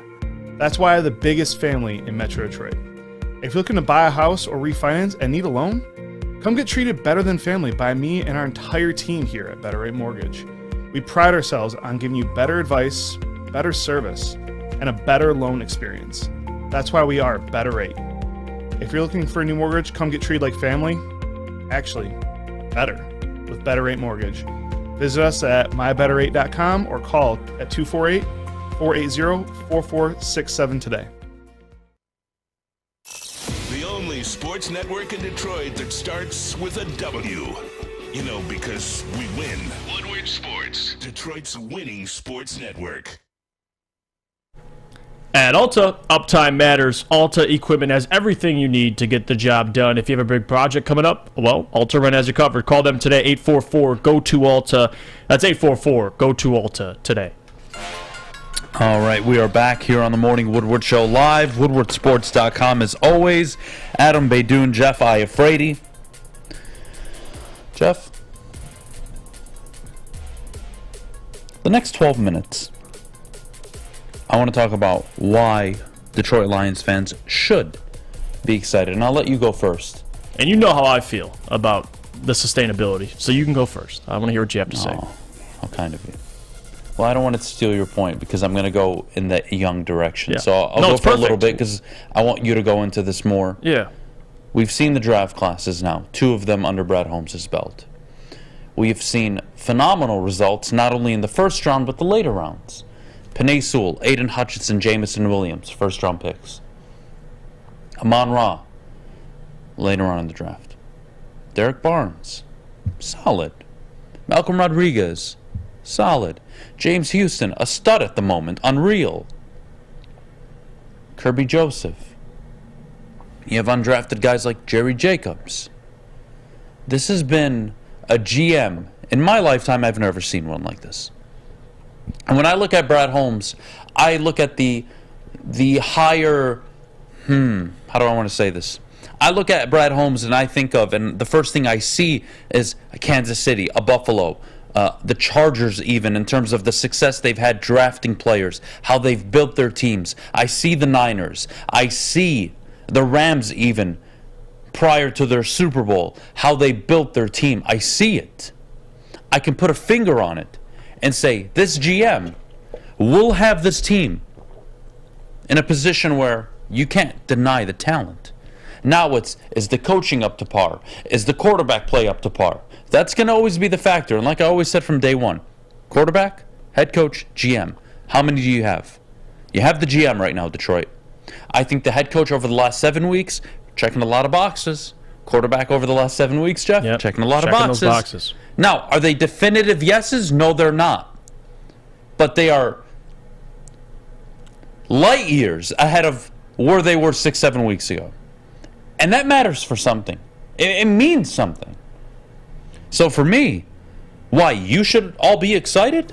This GM is phenomenal. This GM has this team trending in the right direction talent-wise. It's only going to get better with 2 first-round picks, 2 second-round picks, and a third in this upcoming draft, along with free agency, along with the cap space getting better over the next few years, along with Jared Goff having a very team-friendly contract at the moment. Why wouldn't you be positive? Why wouldn't you be optimistic? You should be confident in the direction they're going in. And if you look at where the Lions were before Brad Holmes too, and the core they had of players, Brad Holmes comes in, has a fantastic draft. You're able to start and find a lot of contributors in that first draft. Penei Sewell, Lee McNeil, Derek Barnes, iffy at times. I mean, you could go on and on. The following year, you draft another solid draft with Aidan Hutchinson, Kirby Joseph, James Houston. I mean, you're finding guys left and right. And the bonus of that, and you've seen over the last 2 years, the guys that were here, like Ermanni Iafrate, and I'll bring this up again because I have no problem being wrong. I thought Ermanni Iafrate before the season was one of the most underrated players on defense. Now you've seen his spot get taken. You've seen his snaps go down. And I think a big reason, a part of that, is you saw Jerry Jacobs, a man who was an undrafted free agent that Brad Holmes identified. It's not even just a draft. Brad Holmes, his ability to identify talent alone has been the most impressive thing. And the fact that your young players, guys that are on rookie contracts, guys that are young and cheap, not to go the direction of Neil Rule, the cap space magician, but they're cheap and they're under contract for multiple years. The fact that they're taking the spots of your veterans, guys that were supposed to be those impact players, that's got to give you encouragement. I mean, Kirby Joseph, to be a top 10 safety in the league right now as a rookie is unbelievable. And yes, he makes mistakes like other rookies, but there's a learning curve. He traded for Trinity Benson. We should lose all faith in Brad Holmes, Jeff. In the Trinity Benson, that trade I brought up, and yes, it was a bad trade. But again, GMs are going to do that. For the most part, I've been very, very, very pleased with what I've seen out of Brad Holmes, and that gives me confidence. We talk about the future of this team. Brad Holmes, every draft, it's getting to the point now where Detroit Lions fans are like, you know what? I don't care where we pick because I know Brad Holmes is going to find the best player available. It wasn't like that in previous years. And how do you sustain success? It's drafting well. It's making trades. It's doing those things. And Brad Holmes has been excellent at finding talent, identifying talent. So the sustainability I'm not concerned about because you've seen what he's built so far with this young core, finding impact players, guys in the 6th round, Malcolm Rodriguez, James Houston, guys that are going to play significant snaps for you and be contributors.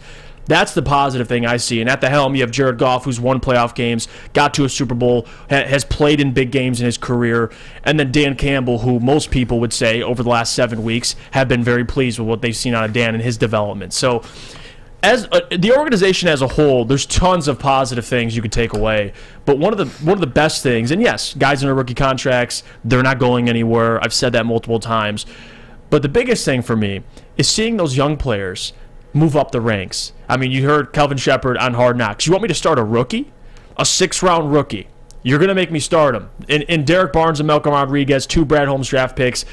You could still talk about the linebacker position, and yes, it's still a weakness on this team, but for the most part, you've liked the players he's brought in.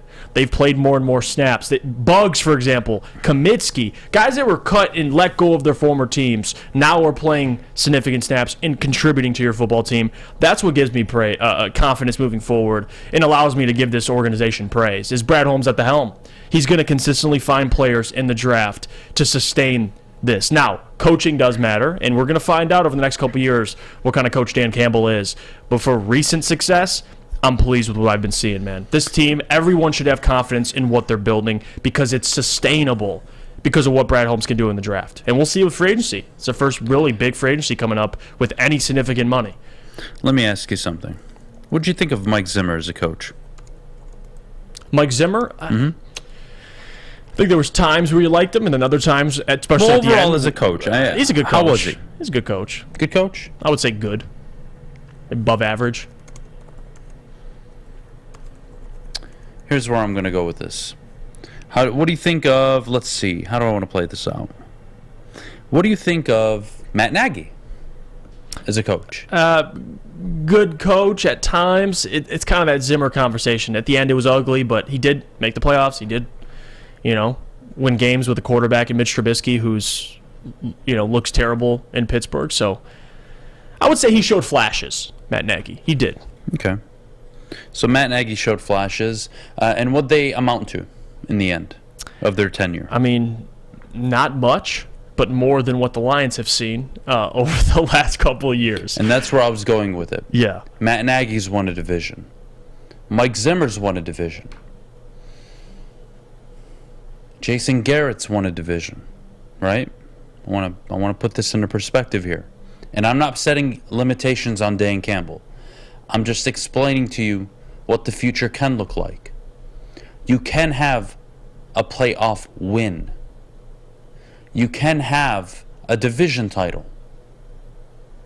I've seen coaches do it around the league all the time. Hell, Kevin Stefanski has a playoff win. Right? Even more recently, you can go to last year. Look at some of the guys that were winning the division. Look at some of the guys that were contending. What you hope for, and this is the ultimate hope whenever you make a head coaching hire, this isn't just Dan Campbell. Whenever any team makes a hire, Jeff, they want their Mike Tomlin, right? They want their guy for 10, 15 years. They want it to work out. They want the Andy Reid. They want the Sean McVay. They want the Kyle Shanahan 6, 7, 8, 10, 12, 15 years, hopefully, right? You want that for Dan. And I think the expectation... Forget the expectation. Let's move that to the side. I think the reality is you will not question the talent on this team next year, no? No. You will not question it 2-3 years from now, no? No. So this is a team that is here to stay. And if 6-1 is a reflection of how good they can be, wait till next year. Wait till the year after. This team's going to be a problem. They are. They're built in a way that will allow them to contend for a 3, 4, 5, 6-year period consistently. Maybe even 7. Now, they're going to have some big-time decisions to make in that stretch. Who to sign, what the contracts are. What do you do with Jared Goff, who's only 28 years old? A lot of decisions to be made. What do the results look like? How do you play one-possession games? How do you play one-possession games on the road against playoff teams? How do you play in the playoffs hopefully one day, right? You're going to have a lot to evaluate. But right now I think Lions fans should be very confident and very optimistic. Not because I'm telling you. The results are on the field. The results are in the offseason with your GM. And I would still be confident in their future, even at 1-6.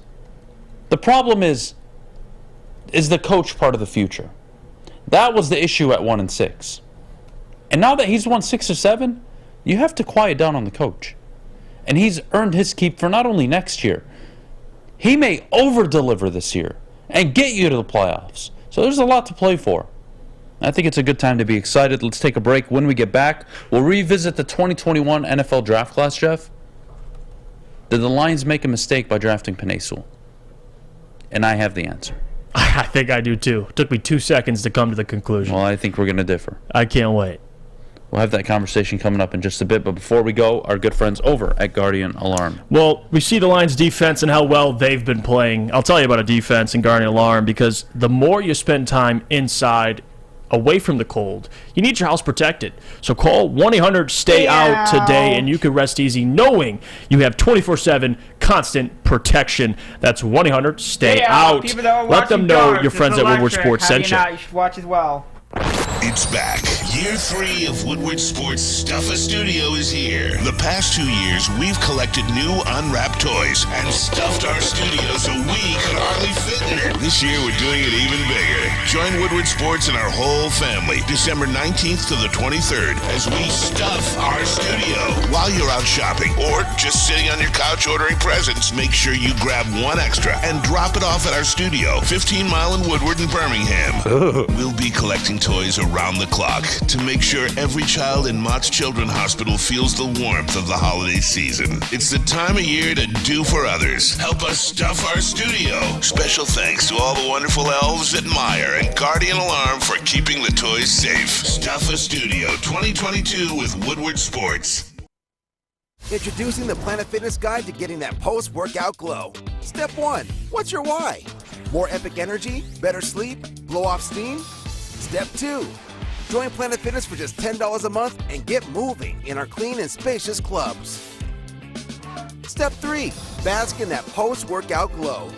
Join Planet Fitness today for just $10 a month. Join today at any of the 50-plus Detroit area locations. It's a great day to get some Centron in your life. Okay. There it is. Centron, here we go. Gotta grab the cranberry. Oh wait, it's 2 for $4. Gotta double up with the classic as well. Centron World, baby. Centron, available at select Krogers, and if you wanna know how, go to @CentronWorld.com. You can get dope like me. You know what? Why wait?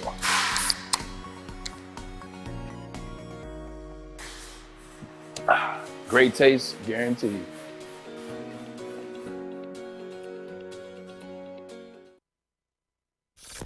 Woodward Avenue, the first paved road in America. Woodward Sports, the first sports network born in Detroit and made for Detroit.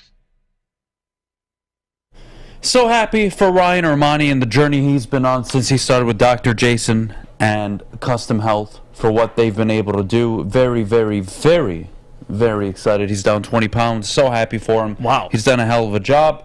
7 chins, now 2. Soon to be 1, hopefully. Very happy for Ryan. Thank you to everybody at Custom Health for the job they've done with him. Let's revisit the 2021 NFL Draft, Jeff. Lions at number 7 took Penei Sewell. Okay? And the question this morning is, would you have still drafted Penei Sewell at number 7? Given J.C. Horn, Patrick Surtain, even Micah Parsons, right? And here's my answer this morning, and you can take the baton and go whatever direction you want to go with after this. The answer is simple. There's only one player on the draft board, honest to God, that I would have taken over Penei Sewell had he been there at 7. And that was Jamar Chase. Nobody else. Penei Sewell was the right pick. Jared Goff, think about it this way. Forget the pick, even though Penei's been excellent. The Lions haven't given up a sack in 2 games. In 2 games, they haven't given up a sack. He's one of the fewest sacked quarterbacks in the NFL. He has all day to throw. And that is more important to me than having a Micah Parsons on the edge when James Houston's been effective, Aquara's been effective, Hutchinson's been effective. It's by committee right now. Mm-hmm. And you believe Hutchinson will develop into a Parsons-esque elite edge rusher, right? So why would I even doubt this pick? I saw the redrafts. They have the Lions taking anybody but Penei, and I don't understand it. For me, Penei has locked up this offensive line for the next 5-10 years. You will have a very good offensive line minimum for the next 3 to 4. And Jared Goff will thrive under that condition. So why would you even revisit this outside of Jamar Chase? But even then, you have a Jamar Chase, okay? Your quarterback doesn't have time in the pocket. You don't have a right tackle. You can't run the ball as well. I think the Penei Sewell pick was 1,000% not only the correct pick, but even in hindsight, I wouldn't change it even for Micah Parsons, Jeff. Am I crazy? So you teased me a little bit. I did. That's why I love you. Yeah, no, we mutually agree. I think deciding to draft Penei and adding a strength to a strength was the best decision you could have made. Best player available. The fact that Penei was there let alone it was the best case for the Lions. And I get Micah Parsons. If you want to have that argument, that's fine. I know Maz feels strongly about it. Micah was his guy before the draft. But in my opinion, you're going to be able to find guys, maybe not as dominant as Micah, but you're going to be able to get to the quarterback with what the Lions are building. James Houston, Aidan Hutchinson, Aleem McNeil. We'll see if they get Will Anderson or Jalen Carter this year. Finding a guy like Penei Sewell, a guy who we see as a ceiling, in my opinion, I agree with Neil, a future Hall of Famer. I do think he has that skill set. He could be a all-pro, one of the best tackles in the NFL for 10, 15 years. I do believe that's Penei Sewell's career and how it plays out. That's what you found. That's one of your staples. That's one of your franchise players, a guy that no matter who's behind center, he has that offensive line. And you see the offense, we always talk about the offense and why it's been successful. You don't think Penei Sewell has something to do with that? And the fact that what he can do in the run game, what he can do in the pass game with Pass Pro, and even using him to throw the ball to Penei. Like, Penei, there's way more you can do. He's super talented. He's so young still. And he's going to be in this league for a while and play at an insanely high level. So I have no fault or regret with what the Lions did. Penei was always the right pick. He still is the right pick. I love these comments. Adam, defensive ends win championships. Yeah, didn't you draft one this year? So what would have happened if you took Parsons? Huh? Who you drafted number 2 overall this year? Evan Neal, out for the season. Yeah, Penei. The tackle in Carolina, I forget his name. You could have made an argument that Penei could have gone 1 this past draft. If you're talking about best player available. He would have gone 1. Over Trayvon, over Aidan. Hutchinson, over everybody. Yeah, he would have been the best prospect. And had there not been 3 quarterbacks in his draft class, and a generational tight end in Pitts, and Jamar Chase, you have no idea what a gift from God that draft class was. The first 3 picks, all quarterbacks. And then Kyle Pitts, generational, right? Jamar Chase, a generational talent at wide receiver. And then Miami, would they protect Tua? No, they said, you know what? We need to figure out if he's our quarterback. We need to get him weapons. Let's see if he can throw the ball. And he did, and he delivered. And Jalen Waddle, I think to this day, is still the right pick. Right. Penei is the ultimate pick. Would having Parsons be nice? Yeah. But what do you do this year at pick number 2? What are you, taking Evan Neal? I don't know. No, you're not doing that. No. You take Charles Cross? I don't know how I feel about that. Icky, who went to Carolina. I mean, even you take Penei over all those guys. So, to your point, he's an incredible player. It worked out for me, in my mind. It's just my opinion. You can differ. It's fine. I think the way they drafted Penei to Hutch has worked out perfectly. And you know how, this is what I love about Brad, too, and he's talked about this in both drafts. With Penei and Aidan, he didn't expect those guys to be there.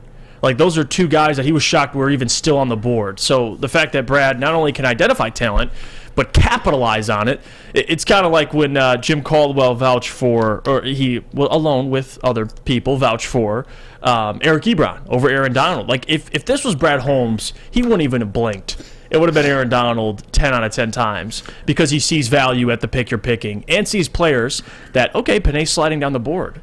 Okay, here's wide receivers are being taken, quarterbacks are being taken. It puts you in a position to take Penei. The following year, Trayvon goes number 1. Okay, we get our guy and Aidan Hutchinson. So he doesn't mess up those picks. So no question, Penei, no regret taking a guy like that. He's going to be a staple. He's going to be your tackle for 10, 15 years. You guys forget that Micah Parsons got off to a slow start. And then they moved him to edge. And then he became who he is. Right. How do you know for a fact the Lions would have done the same? Huh? How do you know that? There are no guarantees. And even if you drafted Sauce Gardner, Jeff Okudah was an elite prospect coming out. He was taken number 3 overall. How do you work out? Tough to be a corner in the NFL when you don't get any pressure up front. Sauce is a different type of level. He's a different type of special. Right. That's the reason why he's the front runner for the Rookie of the Year award. There's no debating that. But again, I go back to 2021. As nice as Parsons would have been, and I still have my text messages, my screenshots. I wasn't doing a show at the time, but I came on the show and did a mock draft. I took Parsons over Sewell and Rashawn Slater at the time when it was Stick and Joey here. And I felt good about it. But I also never thought Sewell would fall to 7. That was, yeah. So when he's there, you take him, man. You get that generational tackle for the next 10, 12 years. You want your Trent Williams. You want your Lane Johnson. So, yeah, I have zero buyer's remorse on Penei Sewell. It was absolutely the right pick, and there's no debating it. Let's take a break. When we get back, we'll be joined by Kool-Aid, talk some Pistons, wrap up with the Lions, get to mailbag at 9:50. A lot more coming up. But before we go, Jeff, our good friends over at Big Boy. Well, wintertime in Detroit is always better with comfort foods from Big Boy. Try the classic meatloaf or Cajun chicken Alfredo, but how about breakfast as well? The stuffed potato pancakes are officially back at the Lumberjack, Santa Fe Garden, or the Blockbuster. Stop by your local Big Boy today. Love Woodward Sports? Love wearing clothes? Then you should be wearing Woodward Sports clothes. Check out our full line of merch at woodwardsports.com. Just click on Shop. We have all your favorite designs, like Dan Campbell kneecaps, Beverly Hills Golf, Woodward Golf, and of course, our own logoed out merchandise. Men, women, infants, kids all love Woodward Sports. Impress your friends. Impress your boss. Impress your dog. Buy Woodward Sports merch today.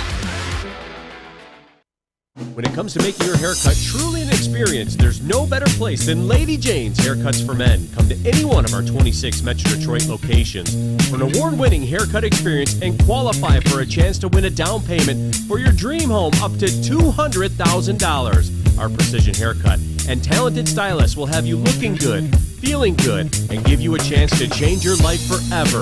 Lady Jane's Haircuts for Men, open 7 days a week. Walk in anytime. It's wicked awesome.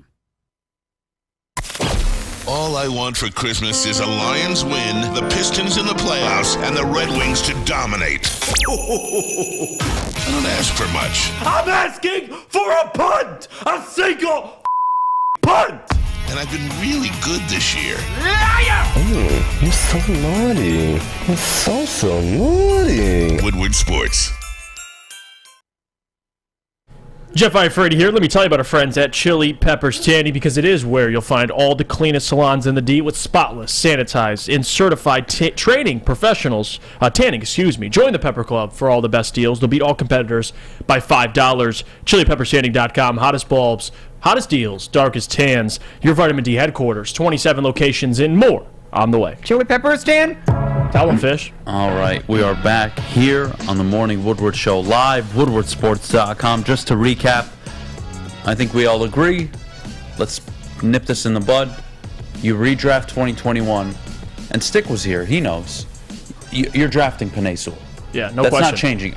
Look, I like Parsons a lot. Stick, we did mock drafts. You remember me pounding the table for Parsons, and even Rashawn Slater. Nobody thought Penei would be there. I don't think you redraft and not take him at 7. I think these redrafts are insane. He's allowing this offense to be what it is. He's allowing Jared Goff all this time. Imagine some other right tackle at the moment. You think Jared Goff has the time? You think he's not getting sacked more? You think he's not getting pressured as much? No, come on. Would you have Matt Nelson at right tackle? No, I'd take Penei. I mean, this is why this offensive line is arguably the best in the league, behind Philly. So, yeah, no question. Add a strength to a strength, and now you're seeing it. The Lions and what they want to do, their identity is winning in the trenches. And with Penei there, and now Aidan Hutchinson, and with the way they're shaping this defensive line, they're scary. Both sides in the trenches. Teams don't want to face them, and there's a reason for that. It starts up front. That's Dan Campbell's. That's been his identity, and you're seeing it play out that way. And it's worked, and it's supported the run, and it's supported a lot of different factors. Yep. So here we are. We're live, woodwardsports.com, 9:41. We are joined by the Woodward Sports Detroit Pistons beat reporter, as always, Brandon Dent, also known as Kool-Aid, also known as Hawaiian Punch, whatever you want to call him. How you doing, buddy? I like that. Looking man. good. Hey, you're looking good, man. What are you doing taking selfies with the Pistons mascot last night? Oh, you saw that. It's kind of creepy. Listen, I asked him for the jersey, for the teal jersey, because I haven't gotten one of the new ones yet, and he instead said, I'll take a pic with you. So, look, not quite what you wanted, but you settle for what you can settle for, especially if it's Pistons hooper, man. All right. Definitely. All right, Brandon. I'm just going to shoot from the hip right now. Let's go. I'm not holding it back. Let's go. I think Dwayne Casey's a fucking idiot. Oh, my God. Let's start there. That's that's terrible. not a hot take. I think that's just reality. No, fire already. Wait, but I'm not saying fire him. I'm just calling him a fucking idiot. Okay. That's his opinion. I'm not firing until the end of the season. I'm not doing it mid-season. I'm not a fan of that stuff. Okay. Having said that, what the hell am I watching on offense? Jaden Ivey last night, phenomenal. Duren, phenomenal. 15 and 14, 34 and 5. The young guys are always coming in, and they're having games, man. Killian Hayes' development's been nice. So there's a lot of good things you can point to, Brandon, but at the end of the day, there's no identity on offense. It's bad enough that they don't even play defense. Now, I got nothing with this team right now. I don't know what they're building towards outside of, if I'm honest with you, they're hoping Killian Hayes continues to develop, and then it's Ivy, Cade, and Duren, and that's it. Those are your three. That's your untouchable. I think everybody else is expendable. I think Saddiq Bey gets traded by February. They got to give him more minutes. I'm telling you, this isn't working. So you walk me through this team. You walk me through the offense because there is no rhyme or reason. There are no sets. This team plays out of its ass every night. They don't even defend, for God's sake. So, again, I like the development. I like how some of the players are playing. Don't get me wrong. But this is a poorly coached team.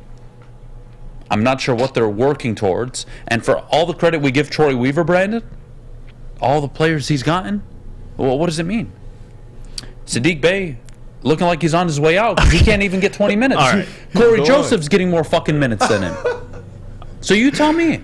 Brandon, explain to him. Just talk him off a ledge here. Listen. There's something that we do on the Woodward Pistons podcast, right? And we probably need to do it more often because I think people have forgotten about the importance, the great importance of somebody that I call a star, Cade Cunningham. Whenever that guy is out, you're supposed to see a difference. This team is supposed to seem as if, where's our identity? He's the identity. He's the guy that we all said, if this team does anything, before we knew anything of Duren, when we thought Duren might be in the G League, when we thought, can Jaden Ivey really run by people? Yeah, we'll be happy with 10, 5, and 5, not with what we're seeing. When that was the case, when we thought Saddiq might give us really what he's giving us right now, and Killian's giving us a little bit more, this all hinged realistically on Cade Cunningham. If that guy isn't here, this is what you see. You're going to see effectively so let me ask you this. Is he as good year. as Luka Doncic? The answer's no. Not yet, no. The answer's no. Even coming out year one, he wasn't as good as Luka. Yeah, not many people are as good as Luka. Well, here's my point. He's like, because what you're talking to me about right now, the identity is him. You're the Dallas Mavericks. You run through Luka. You can't run through Cade like that. I don't think. No.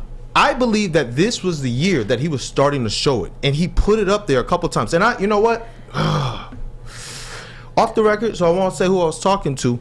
Cade is pissed. He was pissed, especially that Boston game. Cade wanted to go out there. He was getting to a point where he was like, "Look, I know what I can do."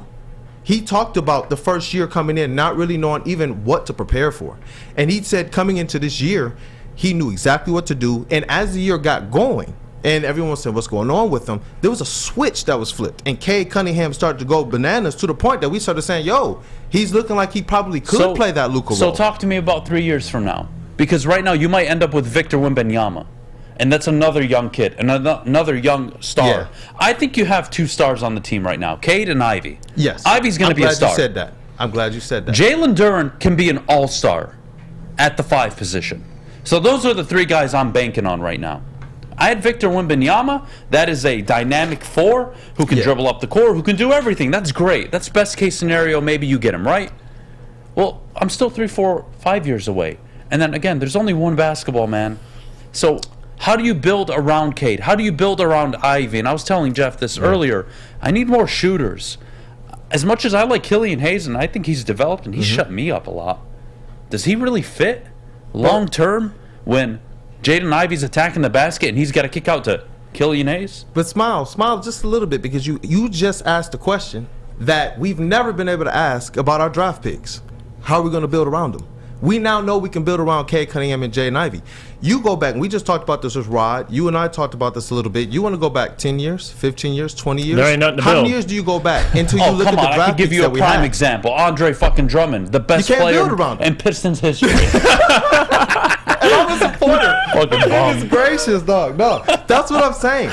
We finally have the guys that this coming off season, even though they're going to add another high draft pick, they have what, $54+ million in like real usable dollars. Tell them they can go out there and get the guy they wanted, just like they went out there and got a Bojan. Now, dude, and they locked. What do you mean though? But that's what doesn't make sense to me. If they go out this summer and get another player to the level of impact that Bojan, who Middleton. Anybody, I believe that they need to be looking at a big man because this team, when Duran and Stewart are not on the court, not many fours available. They looked horrible. Not many fours available right now. But trade. You know Troy Weaver. But who are you trading? Which leads me to Sadiq Bey. No. They have cap space to absorb. That's the thing. Yeah. This is a team this offseason where they're able to just say, you know what? You want to get rid of that guy? Well, I have $54 million. I know I got to sign these guys. Yeah, I can take them right on into this cap space for whatever low-level draft pick that he can flip. What did he do that with? Jeremy Grant for the 25th. Yep. And then he went into the draft and got 5 players for that one pick. Jalen Duren, Kemba Walker, Knox, Burks, and Noel. That's the type of stuff that Troy Weaver can do in an instant. 6 first-round draft picks in 3 years. And we're looking at these guys as what? We all knew on a really, really good winning team, Sadiq Bey and Isaiah Stewart, they might be what? At best, 4th and 5th options? You know, these were never going to be the guys that we were going to depend on as the ultimate, players in this. You said it right. Kay Cunningham, Ivy, and Duren. Those are your stars. Anything beyond that, you're hoping that these guys can continue to put in as it relates to depth, because that's what this team has lacked over the years: depth and, honestly, draft capital. So when they have been ready to win, they haven't had the depth. That 1 year with Stanley, they talked about that, and it was like, well, he played hard, he got in LeBron James's head, but they didn't have anybody else. Let's stay with me. I want to come back. I want 5 more minutes of your time, if you don't mind. I got you. I want to continue the conversation, okay? Let's take a break. When we get back, we'll continue the conversation. We'll get to mailbag. We'll answer all of your questions. But before we go, Jeff, our good friends over at Swiss Insurance. Well, with the holiday season here, Swiss Insurance wants to remind you to insure all those gifts of jewelry or collectibles, because in the last 2 weeks, Swiss has saved its clients an average of 26% on their insurance premiums while still increasing coverage. That's a ton of money to free up for the giving season. Merry Christmas from Swiss Insurance. It's back. Year 3 of Woodward Sports Stuff-A Studio is here. The past 2 years, we've collected new unwrapped toys and stuffed our studio so we could hardly fit in it. This year, we're doing it even bigger. Join Woodward Sports and our whole family December 19th to the 23rd as we stuff our studio. While you're out shopping or just sitting on your couch ordering presents, make sure you grab one extra and drop it off at our studio, 15 Mile in Woodward and Birmingham. We'll be collecting toys around the clock to make sure every child in Mott's Children's Hospital feels the warmth of the holiday season. It's the time of year to do for others. Help us stuff our studio. Special thanks to all the wonderful elves at Meyer and Guardian Alarm for keeping the toys safe. Stuff-A Studio 2022 with Woodward Sports. By now you know me, Christina Gennari, as the obvious choice in real estate. And you know my website, soldchristina.com, as your #1 resource for buying or selling your home. Myself, along with my amazing staff, pride ourselves on making your home buying and selling experience a relaxing and easy one. Come see why we are the obvious choice. Christina Gennari at soldchristina.com, the obvious choice in real estate.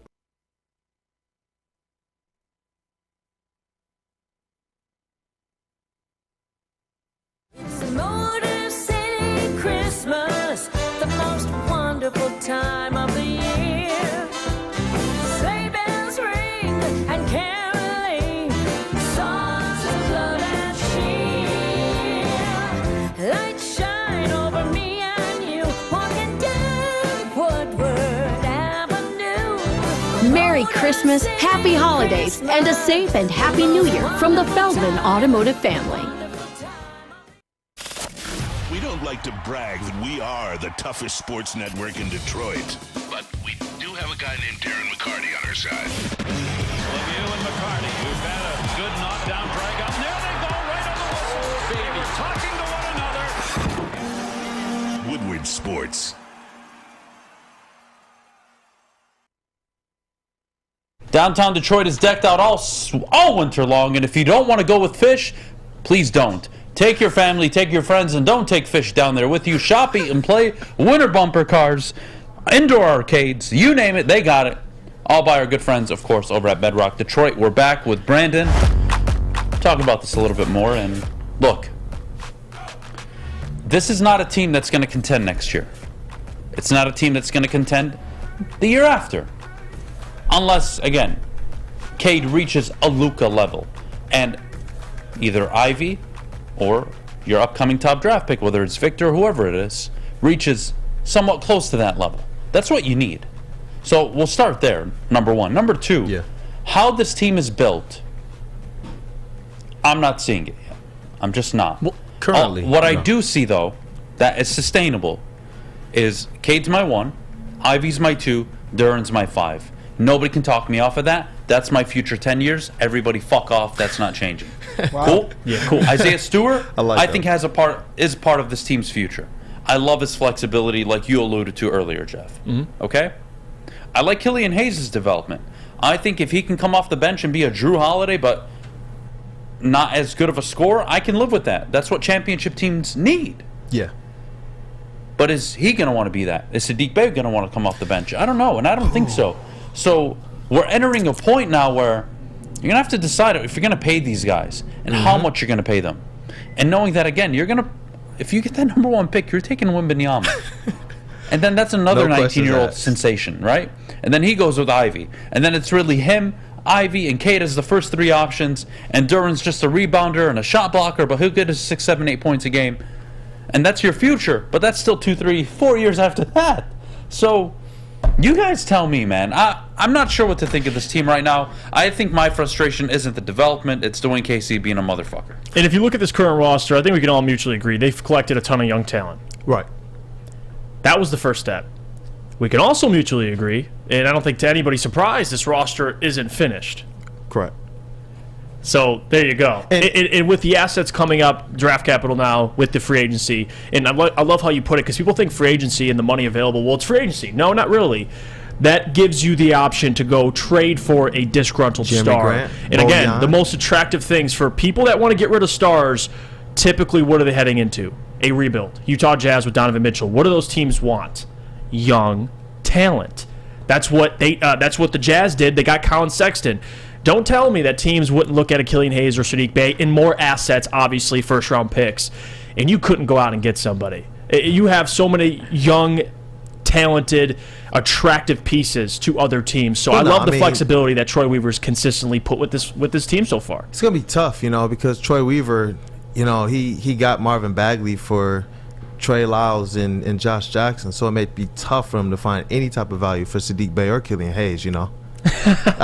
Bag of chips, man. Yeah, but coming into this year, it was what it was. We all stated that this was a development year, a year to see where they were at, but most importantly for Troy Weaver, an assessment year. Yeah. When he picked up the options of, Killian Hayes, all those first-year players, and Cade Cunningham, the 4 guys, Killian, Sadiq, Isaiah, and Cade, we all knew for Cade, that's just a formality. But for the other 3 guys, we instantly said, whoa, why did he pick it up so early? And we started realizing he's clearing the deck for these guys to go out there and prove themselves, because Troy still has a job to do. He selected them.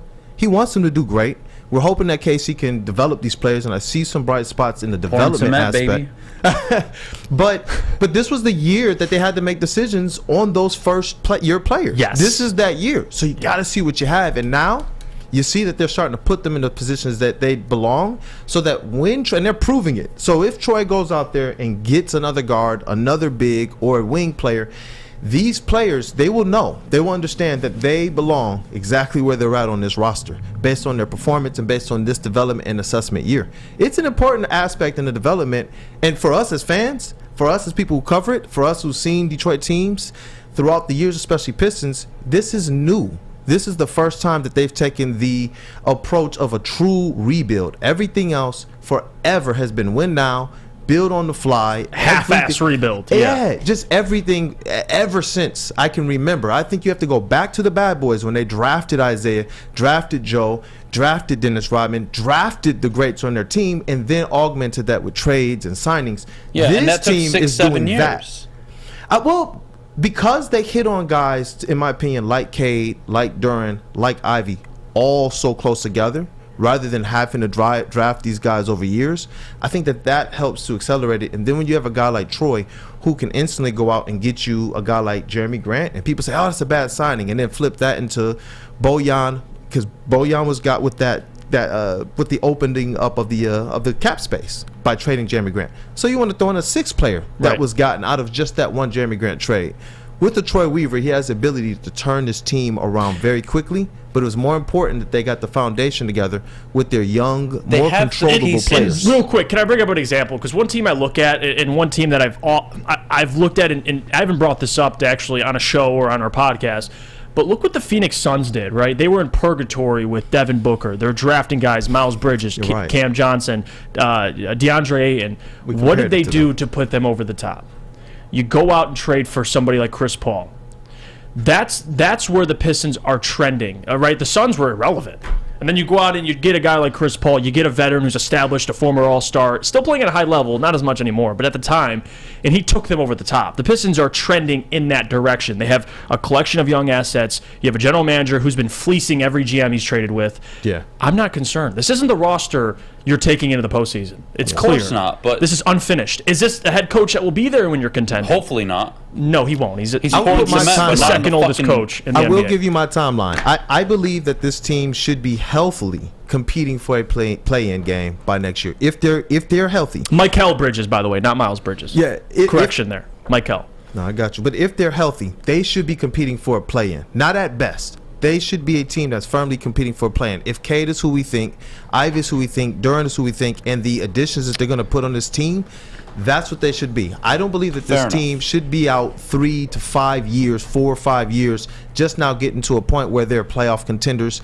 Like, think about it. To tear it down to the studs and to truly do this rebuild the right way. Do people remember how long the process took? That process was a drag on Philly fans. And remember, they were losing before they started the process. Same with the Golden State Warriors. People forget they drafted Steph. They had 4 straight 21 seasons. And then it was 40. And then it was 50. And then it was 52 with Mark Jackson. And people then forget it was the championships. People forget those years. So I don't mind. But again, I'll always complain about the offense, the identity, and the defense. I know in the future it will be the core 3 that we discussed, maybe 4, along with veterans, along with free agents, along with trades made. That's not really my issue. It's more so the coach. But Brandon, I can't thank you enough. We're going to call it. It's always great. What is it? It's always great. You're the man. By the way, follow my boy Brandon, man. He's doing a great job covering the Pistons. Putting out more content at now, too. Detroit Kool-Aid. Does great work, and he's been killing with the content. I mean, you've been posting. You guys, man. Appreciate and you were there in the building real quick. Were you at the Nets game? Yeah. Did you see when Kyrie was at the free throw line? You see what they were doing? What the fuck? No, he was at the Nets game. Hey, what the fuck? Dude. What the fuck was that? The Hanukkah in the spinning goal? About Ivy in the 4th quarter. What the fuck? He lost a lot of money in that game. Yeah. I bet on Ivy to score 20 and KD to score 40. The motherfucker had 19 points going into the 4th quarter. I needed 1 point. 16 at the half, bro. And they asked him after the game, like, "Yo, what happened? Did anybody do anything to you?" He said, "Nobody did anything to me." He said, I just should have stepped on the pedal and kept it going. And that's what I loved about his 30 points last night. But I'm sorry, Adam.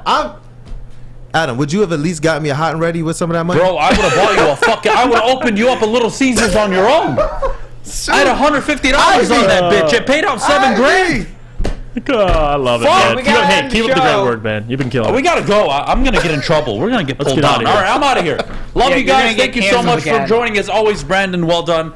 Jeff, thank you so much. As always, Alex, Fish, go fuck yourselves. We're out of here. Thank you so much. We'll see you tomorrow. Friday show. Lots of Lions. Carolina Panthers. Saturday game. Shut the fuck up, Fish. All right, thank you. Have a good evening, everybody. That makes sense. Go watch football. How do you not?